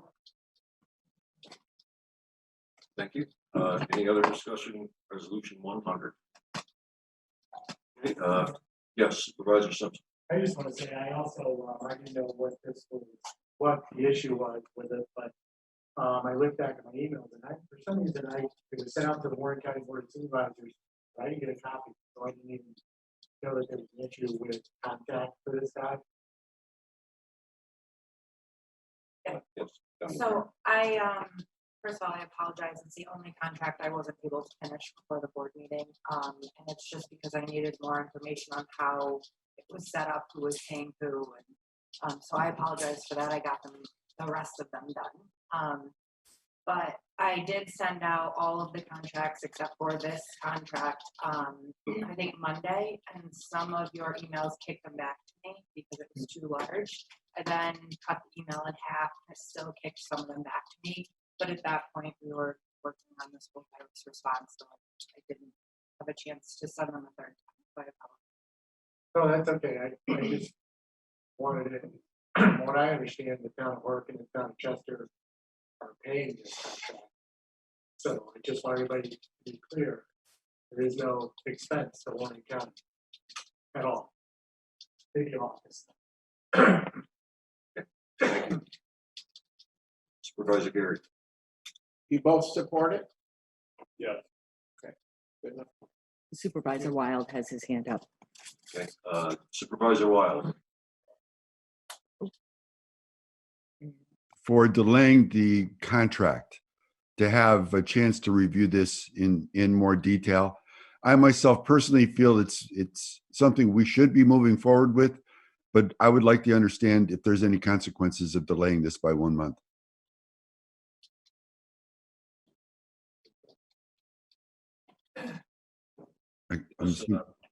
Supervisor Simpson. Thank you, Mr. Chairman. These guys book up. There is a shortage of milfoil harvesters. Everybody is booked up. They count on these contracts. We lose them, we won't be harvesting, and there could be, a year without harvesting on some of our land. Supervisor Liggett. Thank you, Mr. Chairman. This is also in partnership with the town of Scroon, Essex County, and they've approved the remediation effort as well. This is a partially grant-funded program. It's one aspect of it. There are town shares to it. If the county can give surety to small businesses in the Adirondacks that they might have, business coming this summer. Thank you. Any other comments or discussion about resolution 100? Okay, I'll close the discussion on resolution 100. And further discussion on resolution. Supervisor McGowan. Supervisor McGowan. Yes, thank you, Mr. Chairman. I started before. Supervisor Bramer once again sent out another a resolution there for 106 to really get some people in there to look. And I have viewed the building. I see the cost of bringing in the building. I have listened to Supervisor Stroud on the concerns of the ground, and I go right back to the concerns that it's going to cost the county a lot more money once the building is down, because there's not much you're going to be able to do with that foundation. And so once you put a shovel in there, that's going to bring back in the DECs. So I have been lobbying to at least get the opportunity to get someone in there to see if we have an investor who would like to make the investment of bringing that property up, for whatever reason. And I think some of the major concerns that we have here that I've heard is basically getting the right person to be able to follow through with this project. And so, you know, I put a call into Mary, but our attorney, to see, you know, how we could move forward with, you know, with the RFP, where we have it out there that, you know, the financial qualifications are there, some form of bonding to make sure that this work is going to be done.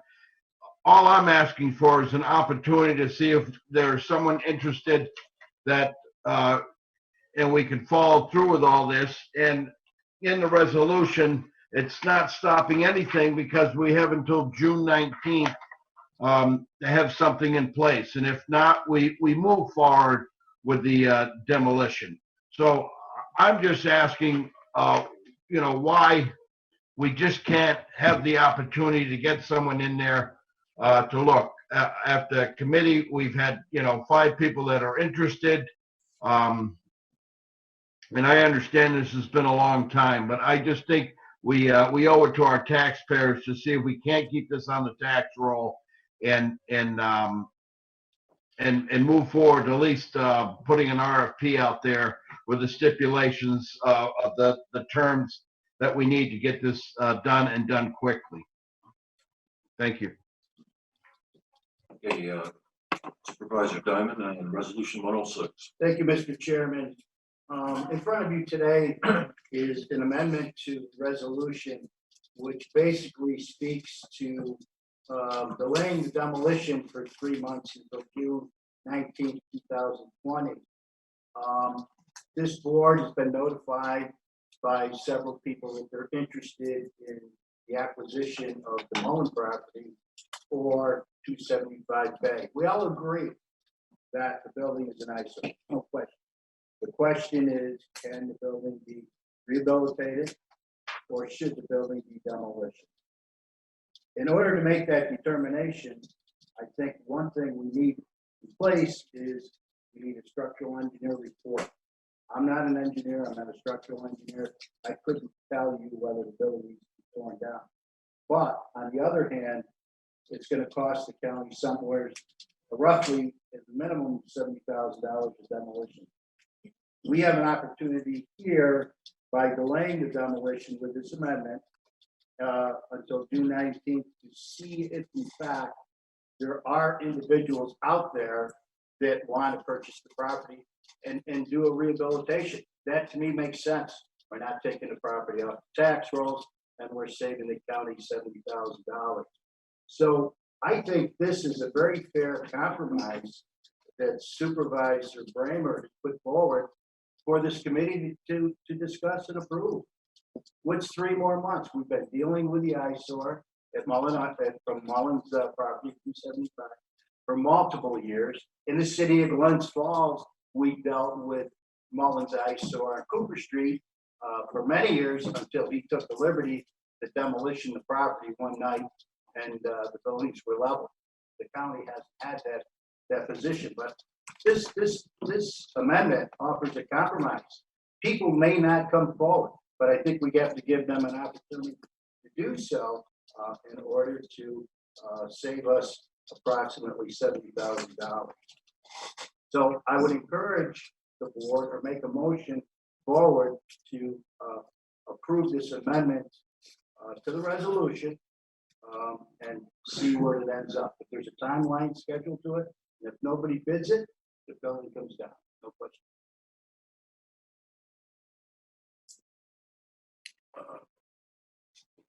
We have a motion to amend Resolution 106. We have a second up there. Do I have a second? Doug? Brad McGowan would like to speak again. Second by Supervisor Beatty. Right. Mhm. Yep. I just wanted to second it. I just have a technical question, I'm sorry. Just in terms of the process that we're envisioning using for this notice to proceed to be issued, what's the authorization that, for that notice to proceed? Is it a board meeting? Is it a resolution from the board of it's just, how do we want to pull that trigger? Who has the authority to do that?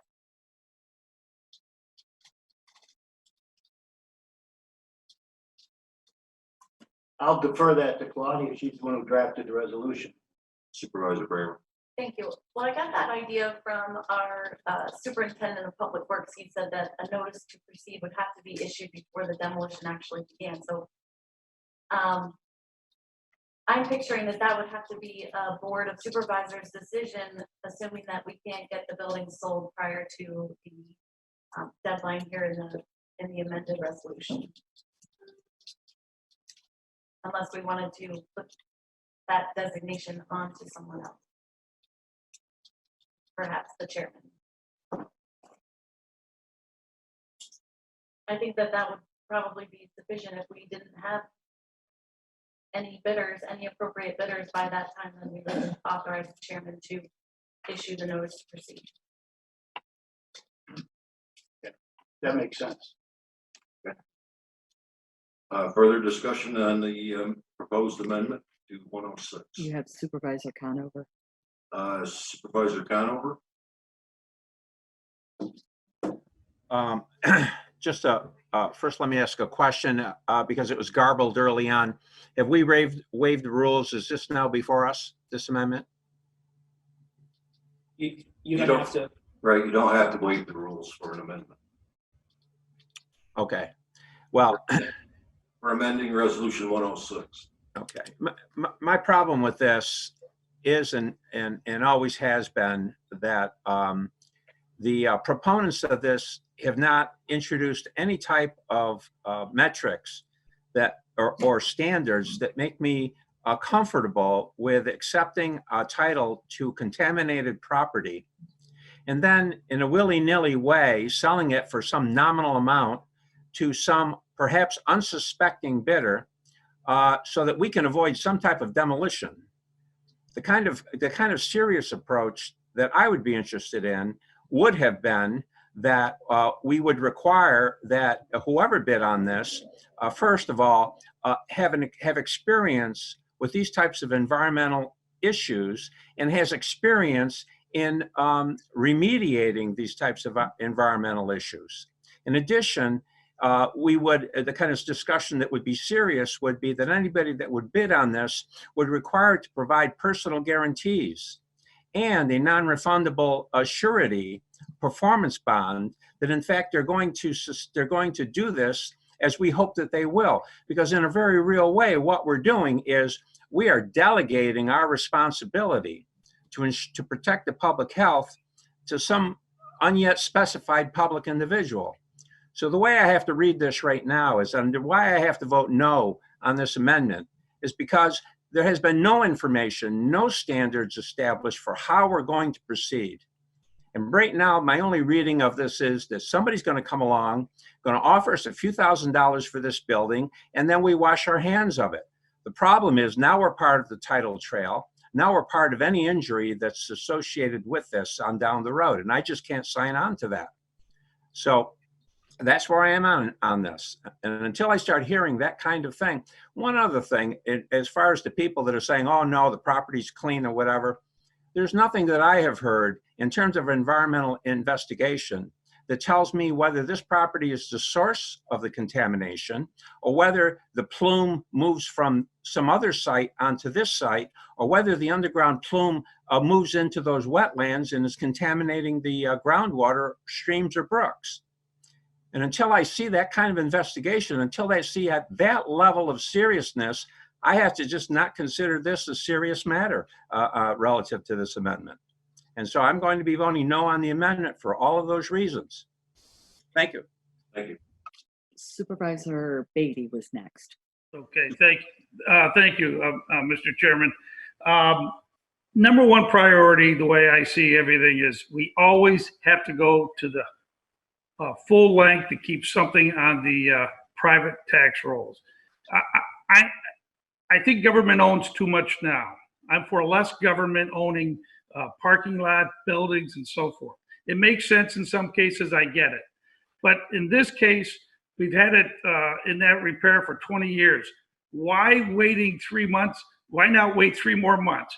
And let me just say this, with the economy the way it is, this company that bid the 70,000, I strongly believe they're not going anywhere. If we delayed this 6 months, they'd still be there. If we delayed it 9 months, they'd still be there. They're going to be begging for the business. So let's just do everything we can to give every opportunity we can to let the private sector have a shot at this. I know I received 2 phone calls after the Post-Star article from people saying, hey, I said, why didn't you step up before? They said, well, we just didn't see it. We noticed the Post-Star article. So I'm going to be in favor of this amendment. There's no harm at all at delaying demolishing this building. Not at all. So I don't see why anybody would be against that if we can keep it in the private sector hands. And yeah, there'll be some issues. We all agree on that. There'll be some issues. But the bottom line is, let's extend every courtesy and every favor we can to see it stay in the private sector so that the taxpayers aren't funding another building, another demolition of it. Who knows, a parking lot, which is, I know Supervisor Stroud wants it into a bike parking lot. There's one a half a mile down the road. That makes absolutely 0 sense. I go by that parking lot almost every day, and there's 1 car, maybe 2 cars. It holds 50. So why do we need another one a half a mile down the road? It doesn't make sense. So let's do the right thing for once. Let's use some common sense, and let's give every opportunity to the private sector to see if there is an interest in buying it. So I will support this amendment 100%. Thank you. Supervisor Leggett was next. Supervisor Leggett. Thank you, Mr. Chairman. This has been to the committee on several occasions back to us. We tabled it last time and went back to committee, and it came back in the same presence. I really am a believer of the committee system, and if there were objections to it at that time, then we would not have it before us today. Also, I respect, I'll call it home rule. This property is in the town of Queensbury, and the supervisor of the town of Queensbury is advocating for the passage of the resolution that was presented before us originally. So in those respects, I'm going to stick with the resolution as written and not for the amendment. Thank you. Supervisor Seaver. Thank you, Mr. Chairman. I just want to highlight that I've had an opportunity to speak with our town councilman, George Barone, who has not conveyed the same information that's been conveyed here today in terms of the Queensbury Town Board's position on this. I furthermore want to state that here at the county, we are all at large and ward and town supervisors. Half of your board is made up in such a fashion. So not only am I a member of the public, but I represent our Queensbury taxpayers as well. And I know I've heard from multiple people, and they echo the support of Supervisor Merlino's compromise the other day in committee. So I have had a chance to talk with people. I don't think it's fair for any representative to say that we represent every single viewpoint in our town or in our municipalities. We do the best we can to reach out, to provide communication, and to let the public participate. I will be supporting the amendment that is in front of us today. And I also want, if it's in front of us, and I also want to highlight that what we do in committee is not based on a weighted vote. So when we come to a full board meeting, that is our opportunity to truly represent each single voter. If we are going to block or discourage resolutions to coming to a full board, that's certainly a concern that I think not only we should be aware of, but our public should be. Thank you. We had Supervisor Wild next. Supervisor Stroud. Thank you. Yes. This discussion can go on, and it has. I mean, that building has sat there for 20 years. No one has shown interest in it. No one wants to show interest in it. We had asked Bear if they were interested, and they said no, given the contamination of the soil, given the asbestos, given the lead paint. No. If we took it down, that takes away a lot of what has been in the way of making this market. So I know that some people try and say, well, John Stroud wants, a parking lot for the bike trail. Well, that would be nice. But this could become marketable once this building's down, and maybe BD might be interested in it. Maybe others might be interested in it. Nobody's gonna be interested in it as long as this building's up. I've been working since 2014, trying to get this building down. We're finally there. We got a bid to do it that is way below what we thought it would cost. We've got the money allocated to do this. Please, let's do this. And Councilman, my town board is in favor of doing it. Thank you. Supervisor Wild. Thank you, Mr. Chairman. As many of the individuals on this board know, I was in support and I kind of championed the sale of our recycling building. So I totally understand what is being presented here as part of an amendment. But I have to take another look at this also. That property was very different from this one. This property, I've looked at it a number of times. It has, I don't believe, any commercial potential because of how small it is. There's no parking. You couldn't put apartments there. The only thing you might be able to put there is something like maybe an ice cream shop to support the bike trail, but we already have something like that not far away as it is. So I just can't imagine what this would be used for from a commercial standpoint. And actually, we have someone here, I think, on our planning board in the town of Queensbury. If I could implore Supervisor McGowan to kind of talk about the restrictions that are on this property. But based on my opinion, I'm going to not support the resolution because I don't believe the bidders truly have an understanding of the costs it may take to remediate this and the risk that they have going forward along those lines. So even though I believe we should get rid of our property and allow the private sector to get involved, I think this is somewhat different from what we did down at the Sibagagi plant. And we need to think about what the potential use might be and whether it's even feasible. So I have to go with the town of Queensbury, Supervisor Straugh, as well as his board, and vote against the amendment. Thank you. Are there any other supervisors that haven't spoke that would like to speak? Supervisor Merlino. We get on with the vote. I got 5 more minutes of my time. I have an appointment at 1 o'clock. Okay. I'll let Mr. Diamond speak. Thank you, Mr. Chairman. To Mr. Conover's point, he has some concerns about who's going to bid on it, whether they have the ability to do the project. All of those questions could be answered in a form of an RFP. We could require them to put up a performance bond. We could require them to show they have the finances to do the project. We could also ask them that want to bid on it to see a conceptual plan. We could also ask them to develop a timeline for development. All of those things that some of my colleagues here have concerns about, whether the individual is capable of doing it or not, can be included in a request for proposal. So I'd like to add that if in fact some of the colleagues, my supervisors here, have some questions. I have questions on whether who can do the project, but without inquiring and putting an RFP out, we won't have those answers. Thank you. The county administrator has. Okay, you clicked something on your laptop because we're now looking at your screen, Craig. Craig Leggett's Just a minute then, we'll figure out. This is an aerial view from Google Maps of the building we're talking about. Just to give you an idea of what the condition of it may be. That's the roof. You can also see where it is shoehorned in on the area to go with wild assessment of the future use. So that's just a visual for the board. I will now figure out how to. There. But that was helpful. Sorry. Okay. Supervisor McGowan. Thank you, Mr. Chairman.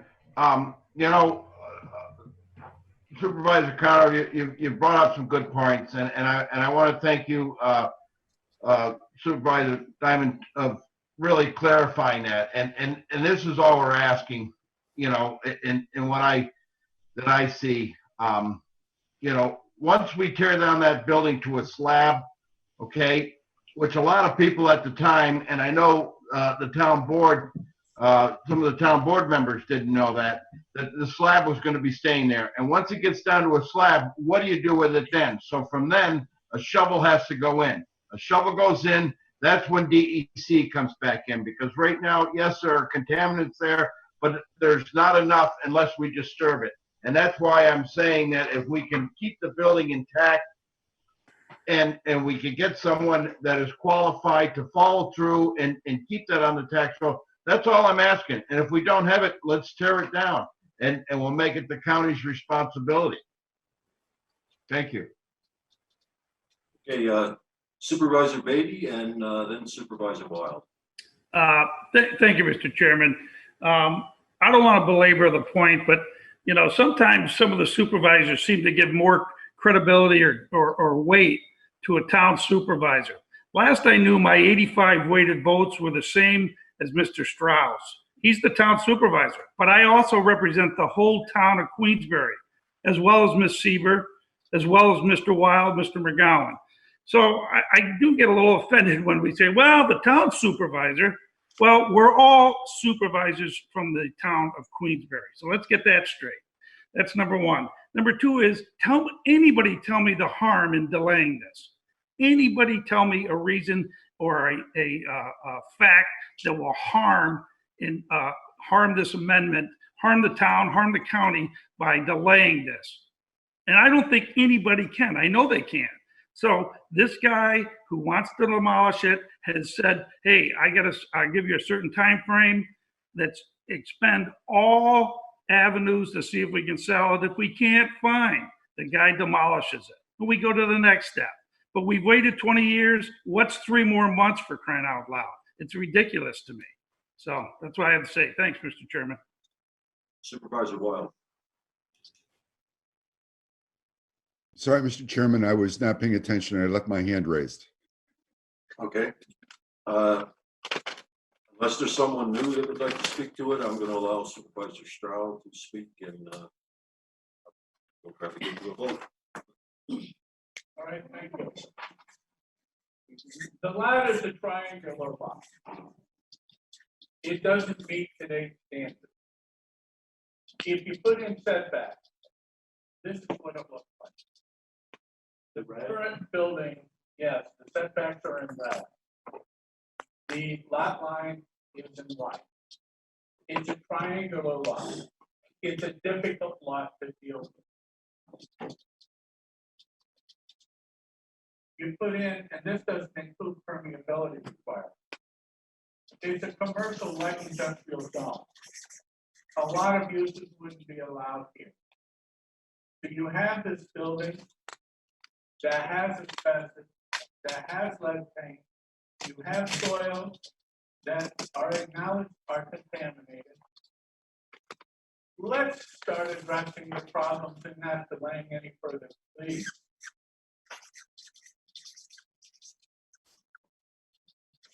Okay, I think we've gone around the horn, and I think unless somebody's got some really relevant new We information. had Supervisor Connor for that.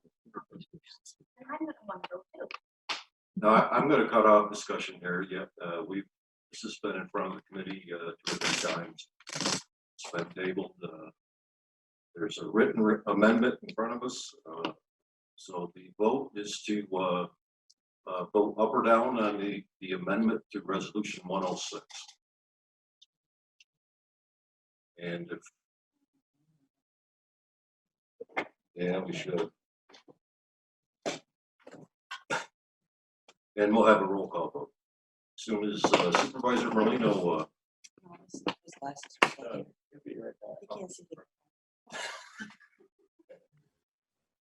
In the powder.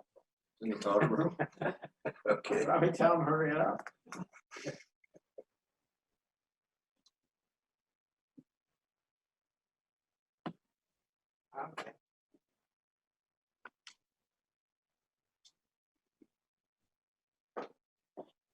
I can't hear anything. We're not saying anything. Okay. That settles that.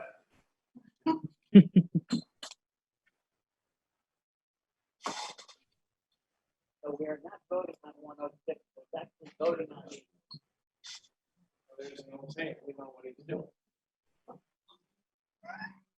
Okay, we'll do it. Proceed. Okay, this is a roll call vote on the amendment to resolution 106. Mr. McGowan, Yes. Ms. Seaver, I'm sorry, this is yes to accept amend. that amendment, yes. Mr. Beatty, Yes. Ms. Shepler, No. Mr. Garrity, No. Mr. Conover, Mr. Conover, No. thank you. Mr. Leggett, No. Mr. Diamond, Yes. Mr. McDevitt, No.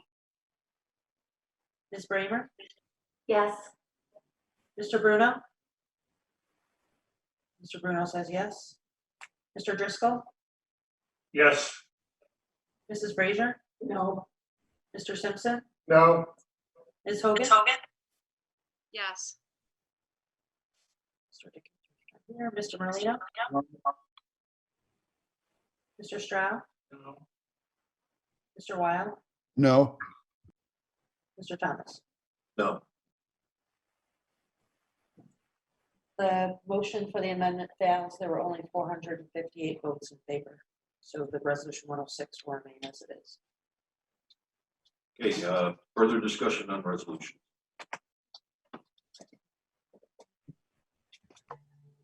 Mr. Chairman, I didn't hear that. Was that, did it pass or fail?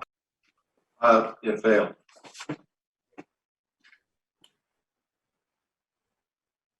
Any other resolutions?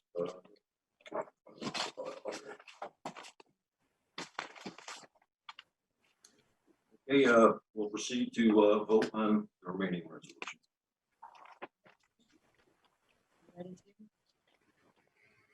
Yeah, you're just gonna do roll call, just like you did before. It worked great.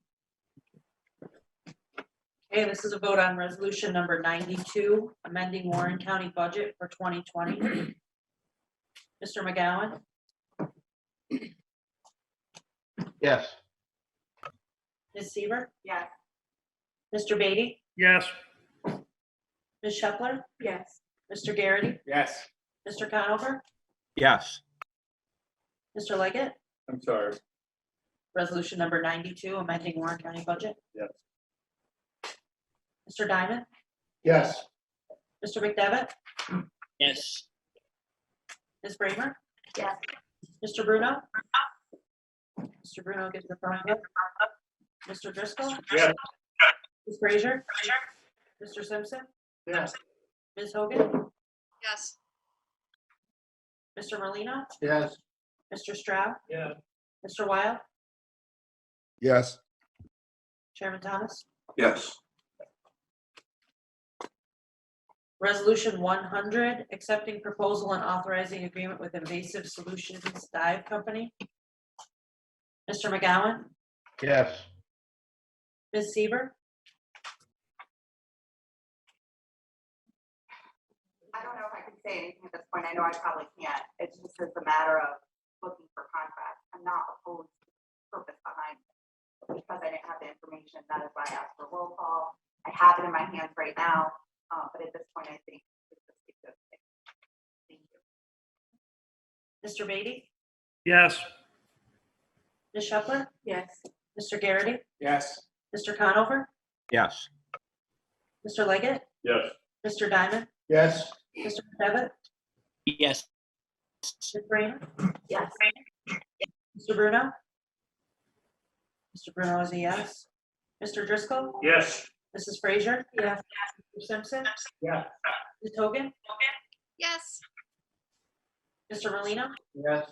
Mr. Stroud. Yeah. Mr. Wild. Mr. Wyatt, Yes. Chairman Thomas. Yes. Resolution 106, awarding bid and authorizing agreement with Bronze Contracting. This is for demolition of the Bay Road property. Mr. McGowan, I'm gonna vote no, since we didn't go with the amendment. Ms. Seaver, I'm sorry, I'm trying so hard to keep up with the public participation and have everything time out. And I was. 106, I am in the wrong. Sorry. Thank you. Mr. Beatty, No. Ms. Shuffler, Yes. Mr. Garrity, Yes. Mr. Conover, Yes. Mr. Leggett, Yes. Mr. Diamond, No. Mr. McDevitt, Yes. Ms. Bramer, Bruno, No.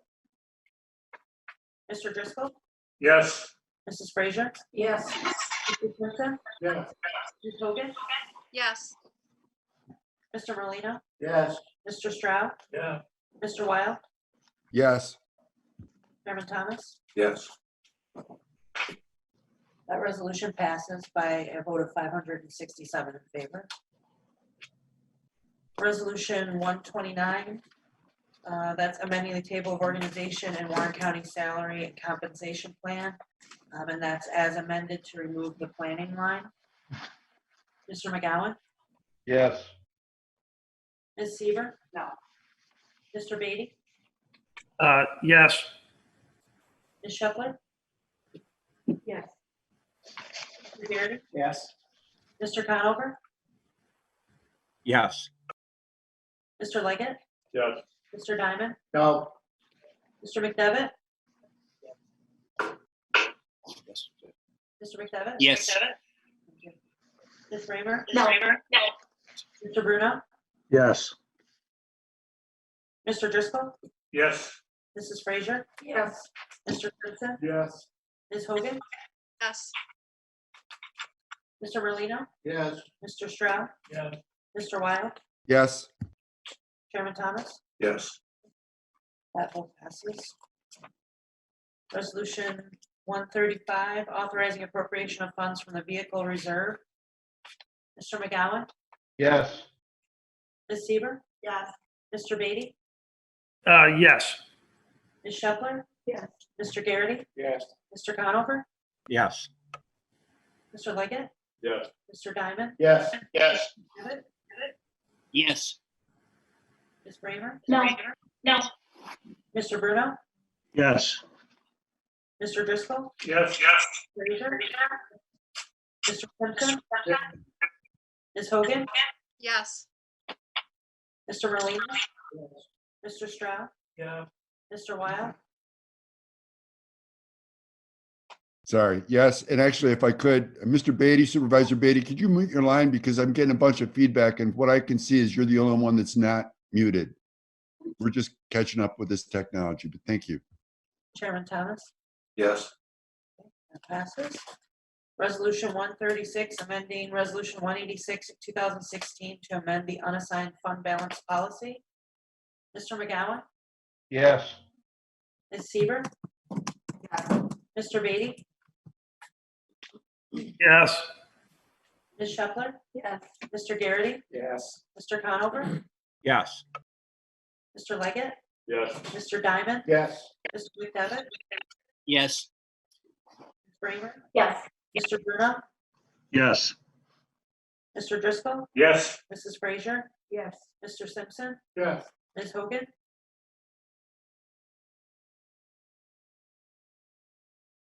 Yes, a yes. Mr. Merlino? Yes. Mr. Stroud? Yeah. Mr. Wild? Yes. And Chairman Thomas? Yes. That passes. Resolution 138, authorizing appropriation of funds from the computer reserve. Mr. McGowan? Yes. Ms. Seaver? Yes. Mr. Beatty? Yes. Ms. Shuffler? Yes. Mr. Garrity? Yes. Mr. Conover? Yes. Mr. Leggett? Yes. Mr. Diamond? Yes. Mr. McDevitt? Yes. Ms. Bramer? Yes. Mr. Bruno? Yes. Mr. Driscoll? Yes. Mrs. Frazier? Mr. Simpson? Ms. Hogan? Yes. Mr. Merlino? Yes. Mr. Stroud? Yes. Mr. Wild? Yes. Chairman Thomas? Yes. That resolution passes. Resolution 145. Altering the standing rule of the board as adopted by resolution number 1 of 2020 to change the time and date of the October 2020 Board of Supervisors meeting. Mr. McGowan? Yes. Ms. Seaver? Yes. Mr. Beatty? yes, Ms. Shepler? Yes. Mr. Garrity? Yes. Mr. Conover? Yes. Mr. Leggett? Yes. Mr. Diamond? Yes. Mr. McDevitt? Yes. Ms. Bramer? Yes. Mr. Bruno? Yes. Mr. Driscoll? Yes. Frazier? Mr. Simpson? Ms. Hogan? Yes. Mr. Merlino? Yes. Mr. Stroud? Yes. Mr. Wild? Yes. Chairman Thomas? Yes. That resolution passes. And resolution 149, amending Warren County budget for 2020 for the Health Services Division. Mr. McGowan? Yes. Ms. Seaver? Yes. Mr. Beatty? yes, Ms. Shepler? Yes. Mr. Garrity? Yes. Mr. Conover? Yes. Mr. Leggett? Yes. Mr. Diamond? Yes. Mr. McDevitt? Yes.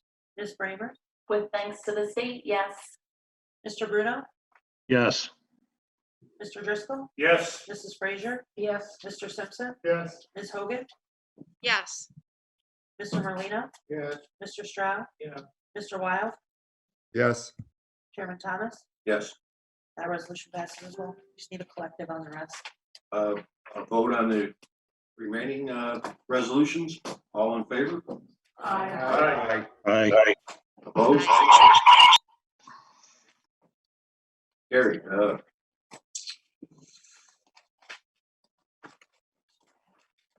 Next, we have privilege of the floor, and we'll continue with announcements, and I'll recognize the county administrator. I forgot one important thank you during my report, and that's Mike Morris. He's our region's new representative on the second floor in the governor's office.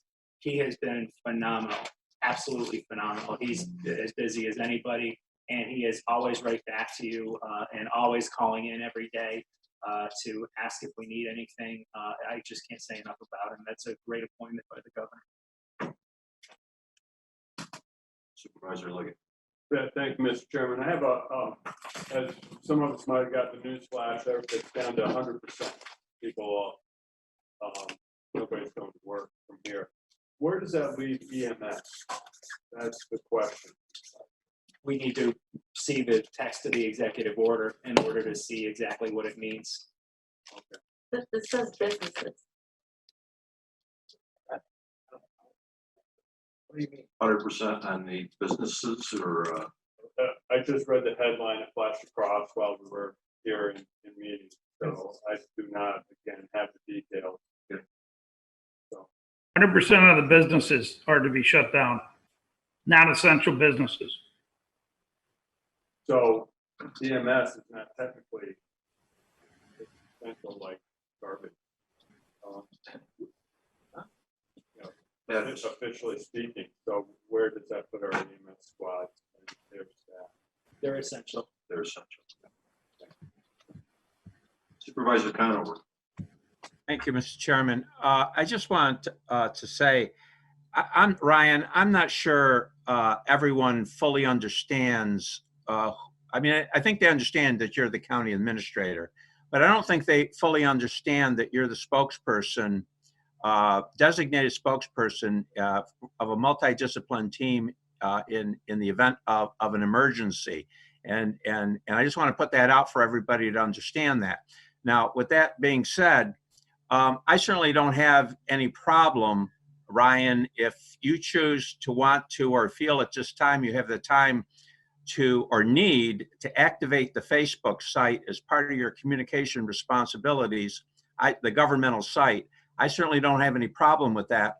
But there's going to have to be some process here where, for example, if a supervisor feels there's something that needs to be on the site, there's going to have to be some sort of process where that supervisor can submit that to the appropriate person, and then it can be juried, and then it can come to you, and then you can have the final say as to whether it's accurate or not accurate, because in the end, you're the one that's responsible for the accuracy of information in a very fast-paced, very fast-changing situation. So just so you know, my feeling on the matter relative to our Facebook site, which is a governmental site, let me say that again, a governmental site, whether you choose to want to activate that, as far as I'm concerned, at some level, that's up to you. If you feel you have the resources and the time and can easily integrate that into your process, fine. But if not, this may not be the time to want to do that. You may want to wait till after you have that public information officer. But in any event, I'll leave it totally up to you as far as I'm concerned. Thank you. Thank you. Supervisor Siegel. Thank you, Mr. Chairman. I just want to clarify for one moment, for those of us that may not be as familiar with social media, that what Supervisor Bramer attempted to do last night was for the benefit of public participation, which could not be done using YouTube live streaming or the Zoom that we have now. So we followed the lead from Albany County legislatures, where they have their own separate legislative page. Any member of the Board of Supervisors is welcome to be an administrator on that Board of Supervisors page. The hope was, as soon as this PR person was brought on board and approved today, that Warren County would establish a Facebook page that would provide official communication out to our entire public. And it is our hope that that will continue to be done, because that, of course, is a big method of how people get their information, but not to substitute for websites or mails or other ways that we continue to notify the public of what is going on. I just want to make sure that's completely clarified. Today, we were able to get public participation. We have about 5 questions from members of the public, which I sent over to Amanda Allen. I don't know how the chairman chooses to recognize that. They were copied and pasted identically and not modified to allow that public participation. But again, this Supervisor Conover is not a government Facebook page. It is clearly a collective group of coworkers that are trying to provide information. You are welcome to join it or not. But I look forward to the Warren County official mode of communication, which of course we've been asking for a long time. I think we're there. I really, really applaud all the efforts, but I remember Supervisor Leggett 6 years ago, almost 7 years ago now, saying, along with many others at a NISAC training, that this is needed. So we're doing the best we can today to get the information out, but I do think that's a point of clarification that needs to be made. Thank you. I'll defer to County Administrator. Sure, I'll give my take on it. Thank you. Hello? Hello? I think we're on the wrong call. Hi, this is Taylor Pete. Sorry. Thank you to the board for creating the position. It is badly needed. Probably should have been done earlier, but we did it now. We have it today. We have, again, those supervisors I mentioned to come into my office, please, as soon as we adjourn. This is one of the reasons why when I put the position out there to the Personnel Committee, my initial thought was to have it not just have access all through me, but for this position to have access to all the supervisors as well. I think that particularly in a time like this, you're all just as valid as I am in terms of communicating with somebody who is going to maintain an official county presence on social media. And that person is a professional who will work, with me and with whoever to sort it out. And that person, the idea would be for that person to be fly on the wall in any important meetings that we're having, so that they understand the context of decisions, so that they understand what it is that we want to speak about publicly and what we don't. And that's why I very much would like to have direct access from all the supervisors to this person when we hire this person. And the ideal candidate for this position would be somebody who you already work with and know and are comfortable with and have a trustful relationship with. And so that's what I really hope to get out of the meeting that we will have with my working group after this board meeting. And I hope we'll have a name out there as soon as possible. We've made the position effective for Monday. In a perfect world, we have somebody in it on Monday morning.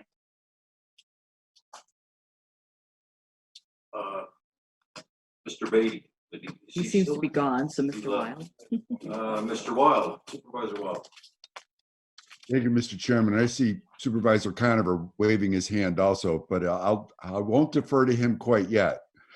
But I did want to mention something that came across my desk, and it has to do with stress and anxiety on the times that we have today. People are working from home. People are in close quarters with each other. Their children are not at school. And I bring back a story about when I was doing a conference call many years ago, and my kids were really young. And most of the times they were pretty good about keeping away and letting me do my business. But other times they would just jump on my shoulders, kind of like what Jimmy Fallon did the other day. It's stressful going through what we're going through today. And all I wanted to do is bring up something that I found from SUNY New Paltz. And it's titled COVID-19, Managing Stress in This Anxious Time. It's only 2 pages long, or 3 possibly, but it talks about, I think, what we're all dealing with. It's a very stressful time. It has some coping mechanisms. And if that's not part of what you think you need to do, just make sure you reach out and stay close with family, stay close with friends. It's important because no matter how we look at it, these are going to be stressful and difficult times for the next few weeks. And thank you. That's all I had to say. Thank you. Supervisor Bramer. Thanks so much. As an elected official, we are responsible to all of our constituents. And I know I am getting lots of questions from the public. I mean, Supervisor Garrity said to me the other day, nobody's coming into town hall asking him about stuff, but people are definitely asking me about food, what's happening with food for our students, our elderly, and we are taking care of that. It's going out through the school districts. Office for the Aging is continuing the Meals on Wheels program. There are supplies available out there. We're working on getting more hand sanitizers. People want to know what the do's and don'ts are, and so it's really important, I think, for all of us supervisors to get the word out to our constituents. And for those of you who aren't on social media, this is an important way that people in our communities get information. So this is just another way for us to do that, and certainly the public affairs officer can start a Warren County page as well, like Supervisor Sieber said, and we'll have even more information out to the public through our official pages. Thank you. Supervisor Conover. I know it's been a long meeting, but first, Ryan, that was an excellent response to my question to you regarding communication, and hopefully everybody will heed that, what you had to say. Mr. Chairman, this is as directed to you as anyone. I've noticed of late that people have been privately filming or videoing committee meetings, this meeting, all types of meetings. And I suppose they assume because there's no regulation that therefore it's permitted. And one could also assume that in the absence of regulation, it's not permitted. So I'd ask you, if you would please, in your due course, to come to some conclusion as to whether private videoing of our meetings by individuals is permitted. And we may want to look to other governmental entities. Now, we have our public videoing of our meetings.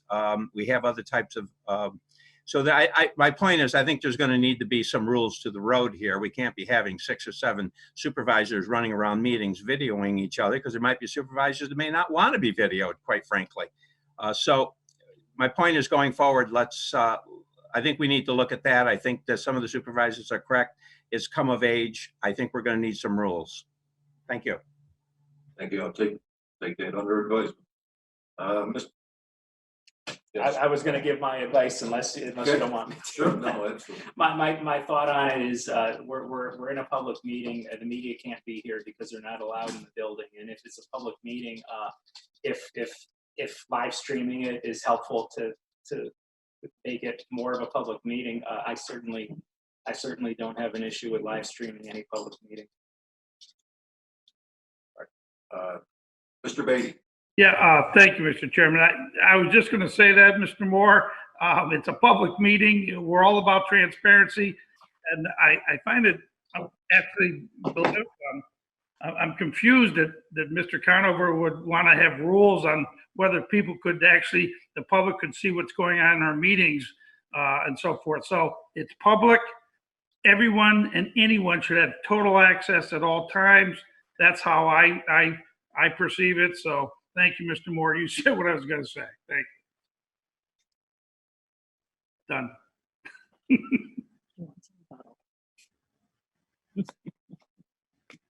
Mr. Conover? I certainly have no problem with live streaming of our meetings if there are procedures established for that. I certainly don't have any problem with that. You're going to have to answer the question on our committee meetings as well, because those are being privately videoed as well. If you want to live stream our committee meetings, well, then we can do that as well. My question had to do with private videoing at our meetings. I think other governmental entities have addressed this question in terms of their policies. That's all I'm saying. Nobody's against denying the public access to information. I'm all for it. What we're talking about is what are the rules of the road going forward. That's all. Thank you. Well, this is a very unusual time. It's something that I don't think any of us have experienced. I think our goal is to have public participation, interaction with the board during the meeting. We're not there with the technology, but that's a possibility, and so I'll leave it at that. So I mean, if people want to stream the meetings to their Facebook page or whatever, at this point, I don't think that's a problem. Mr. Boyle. Mr. Chairman, thank you. I agree about the fact that these have to be open meetings, but what I would like is an official stream so that things aren't modified, edited, and some of our comments can't be taken out of context without being able to go to an official stream to say this is exactly what we said. Not that I'm going to get misquoted, but I think that we should probably make sure that we have an official stream for this if we can make that happen. So just my suggestion. Thank you. I believe this meeting is being recorded through Zoom, and I believe also our own technology is recording. So, and we are live streaming right now to YouTube. Yes, Supervisor Seaver. Thank you, Mr. Chairman. I am so appreciative of all of those efforts. My only comment would be that a live stream on YouTube and the licensing we have right now with Zoom is not allowing public participation. So we are just trying to band together, not as political entities, but as members of this board, provide that opportunity to our public in a time of crisis to answer their concerns. To that point, we do have public participation on the agenda, recognizing our offices are closed to the public to physically be here. I have verbatim copied the questions that have come out of the live feed and would certainly appreciate an opportunity to have those comments read into the record and answered to the best of our abilities here today. I've provided them, again, copies verbatim over to Amanda as our clerk of the board, and wondered if that's something we could do briefly to address public concern.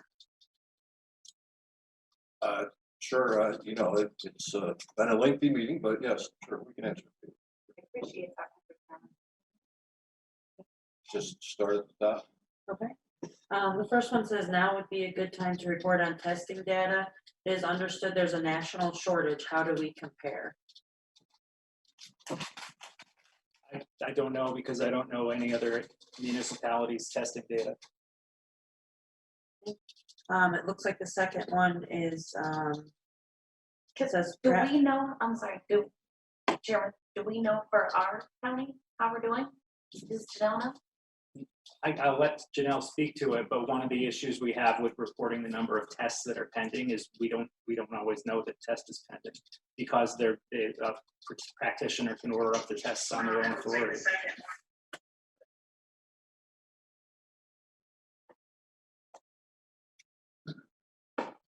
Hi. So Ryan is correct in the sense that we don't know how many tests are being done locally. The hospital, Glens Falls Hospital, is the only one providing the testing right now in our community, but they're also doing it for Essex County, Hamilton County, Saratoga County, Northern Saratoga County, the ones around us and kind of north. So yes, we know they're doing about 70 to 100 tests a day through their tent. And we know that they're doing about 30 inpatient a day, but we don't know how many of those are our residents because we don't have control over who's getting tested.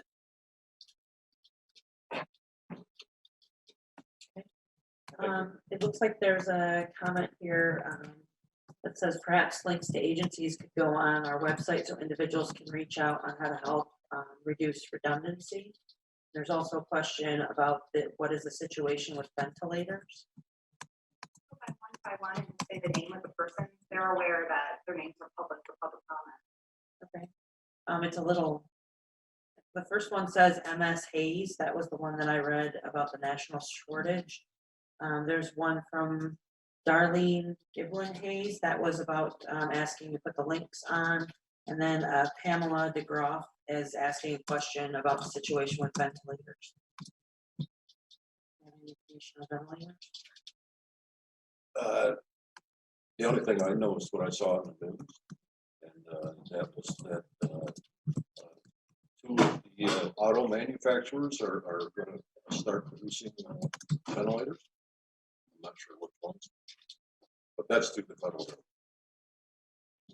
government. Pamela DeGroff has another question. It says, what can you do if you think you have I'm assuming the coronavirus, and your doctor is no longer working?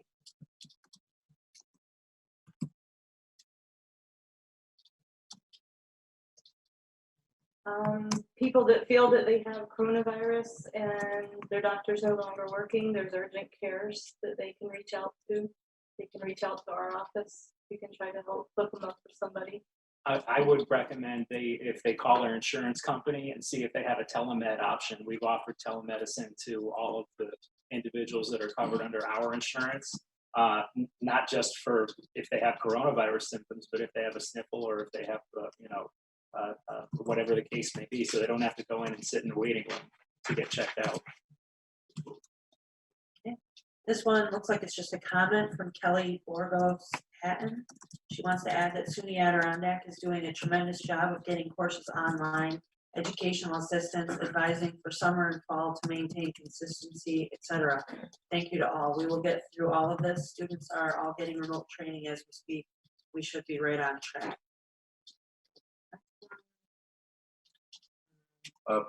Just interrupt you for a second.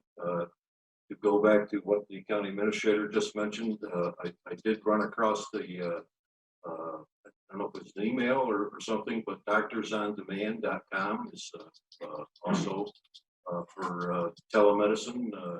You have to go on and create a profile, provide your insurance card information if you have it, and now I'm not sure you need that now, and you download the app.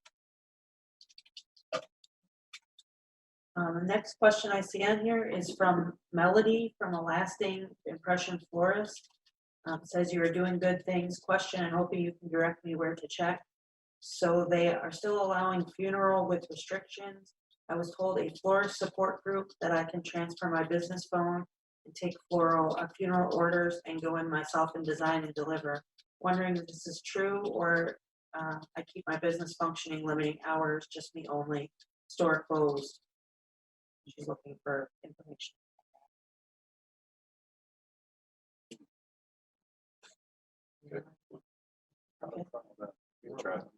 Yeah, that's probably the best bet is to reach out to an association or a business directly.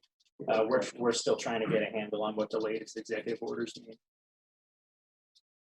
Yes. I'd just like to go back to the previous question about the person that thought that they might have coronavirus and what to do without a doctor. The hospital does have a tent, so somebody could drive up there without a provider, get a screening, and be tested if necessary. That's probably better than going to urgent care, unless they need management of their disease. Thank you. I have one more, just it looks like a comment from Clyde Moore. He wants everyone to support their local restaurants, grab food to go and take it out. Thank you, Clyde. Mr. Weil. Thank you, Mr. Chairman. I wanted to respond to the prior question, not this last one, but the one before about whether businesses are determined to be essential or not. And I believe I saw something on an email that said that Empire State Development was answering those questions. I'm not sure, but I can work on finding out. So if this person wants to reach out to me, they can find me on email on the county website, and I'll try to get them that information. Yes, I was on a conference call with the governor's office yesterday, and you are correct. They are the ones that will make the determination as to what businesses are essential and what are not, and there are waivers that are available. So again, that is the New York State Empire State Development Organization. Is there a website we know, or just look it up and they can find it? Is that correct? Yeah, correct. You could Google NYS EDC or ESD. Thank you. Supervisor Driscoll. Thank you, Mr. Chairman. I've been contacted by a couple of constituents, and maybe someone could answer this question. They've heard rumors that both the federal and or New York State governments are going to be withholding federal and state tax returns.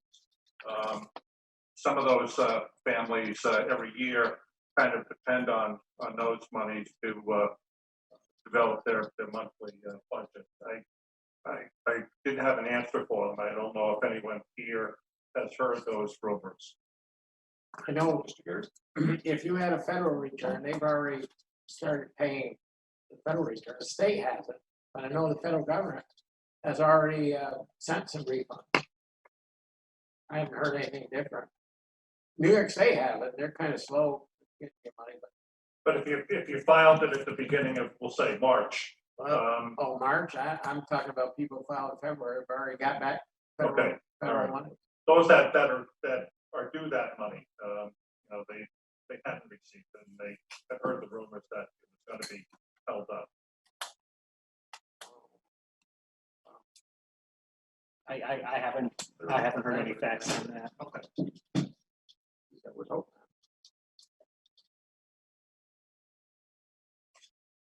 Anyone else? Yes. I'm sorry, we're into announcements now? Is that what we're doing? We've been there Quickly, for a if I while. could just have an announcement, but Sure, go ahead. it's a positive thing. We have a trivia night scheduled for tonight.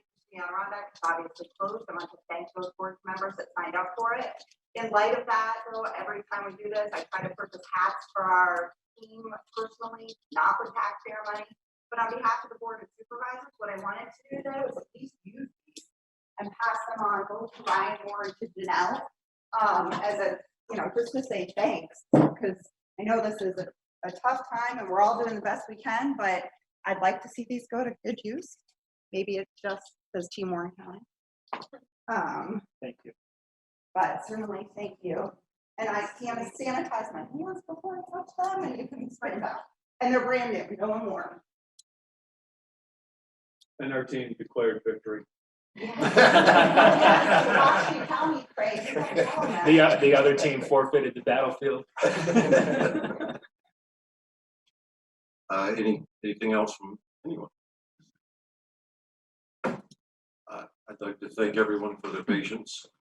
I think this went relatively well, and a motion to adjourn. Moved by Supervisor Garrity, seconded by Supervisor Simpson. All in favor? Aye. Opposed? That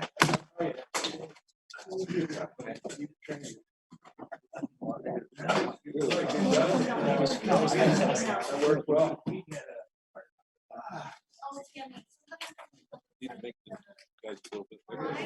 That's on my notes. We'll see if our projector can make it bigger. That is how we do our video, so that's why we just plug into our video and they got, I mean, we can do other things, but we thought they'd want to see everything. But thank them for their input. And there is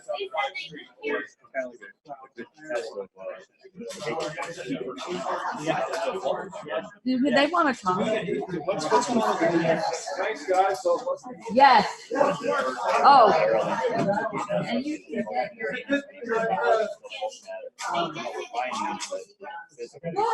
Audio was great.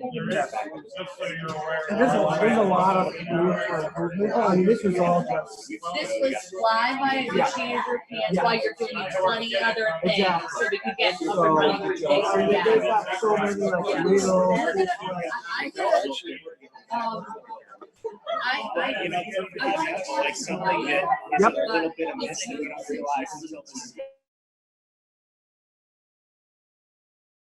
The following program is underwritten by the generous support of Associates of Glens Falls and Loomis and Lipan Insurance. Since 1852, they have been assisting both businesses and individuals across the country secure the most comprehensive insurance products available. Associates of Glens Falls and Loomis and Lipan are one of New York's largest independently owned insurance agencies.